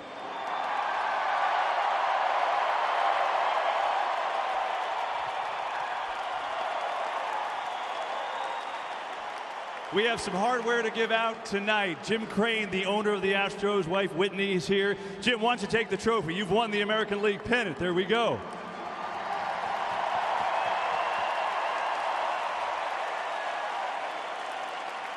We've got Reed Ryan, President of Business Operations over here. President of Baseball Ops, GM Jeff Luhnow is here. Manager A.J. Hinch as well. You guys can share that.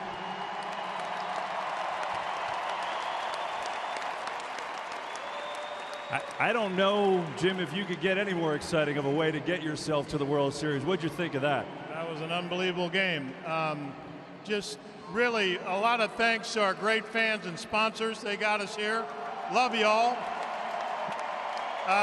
We have a great team here. We have, Reed Ryan, Jeff Luhnow, A.J. Hinch, and all these great guys. We've had a great season. We appreciate all your support. Thank you. Jim, thank you. We'll see you in the World Series. We turn to you, Jeff, and this team, obviously you were just in the World Series 2 years ago. This team, a lot of similar characters, but also a lot of new faces as well. What have you enjoyed most about this group of guys? They fight. They take good at bats. Our pitchers are excellent. Our goal this year was to take it back. So far, we got the first part of that. We took the pennant back. Now it's on to the World Series. Congratulations. Thank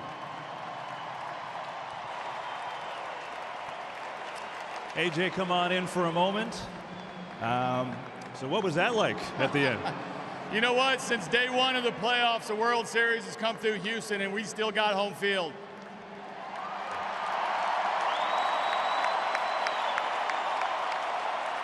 Hey, I can't wait. I can't wait for Tuesday. We're going to rock this place in the World Series yet again.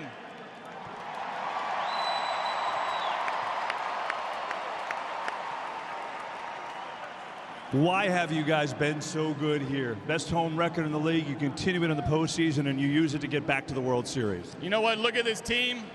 Unbelievable group of players. Look at these fans. Unbelievable group of fans. These players are unbelievable. They come to work every day to please this group. We hung a banner 2 years ago. We want to hang another one for these group of fans. Last one. You've got so many great players on this team. But Jose Altuve, I'm not sure what adjectives you have to describe him.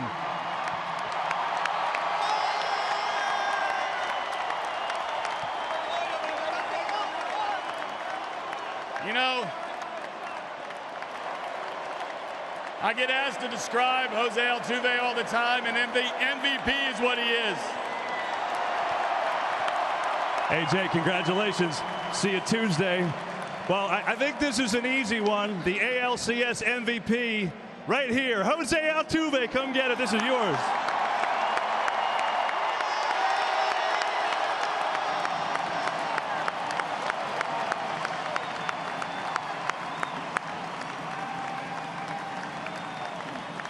Jose, that was crazy.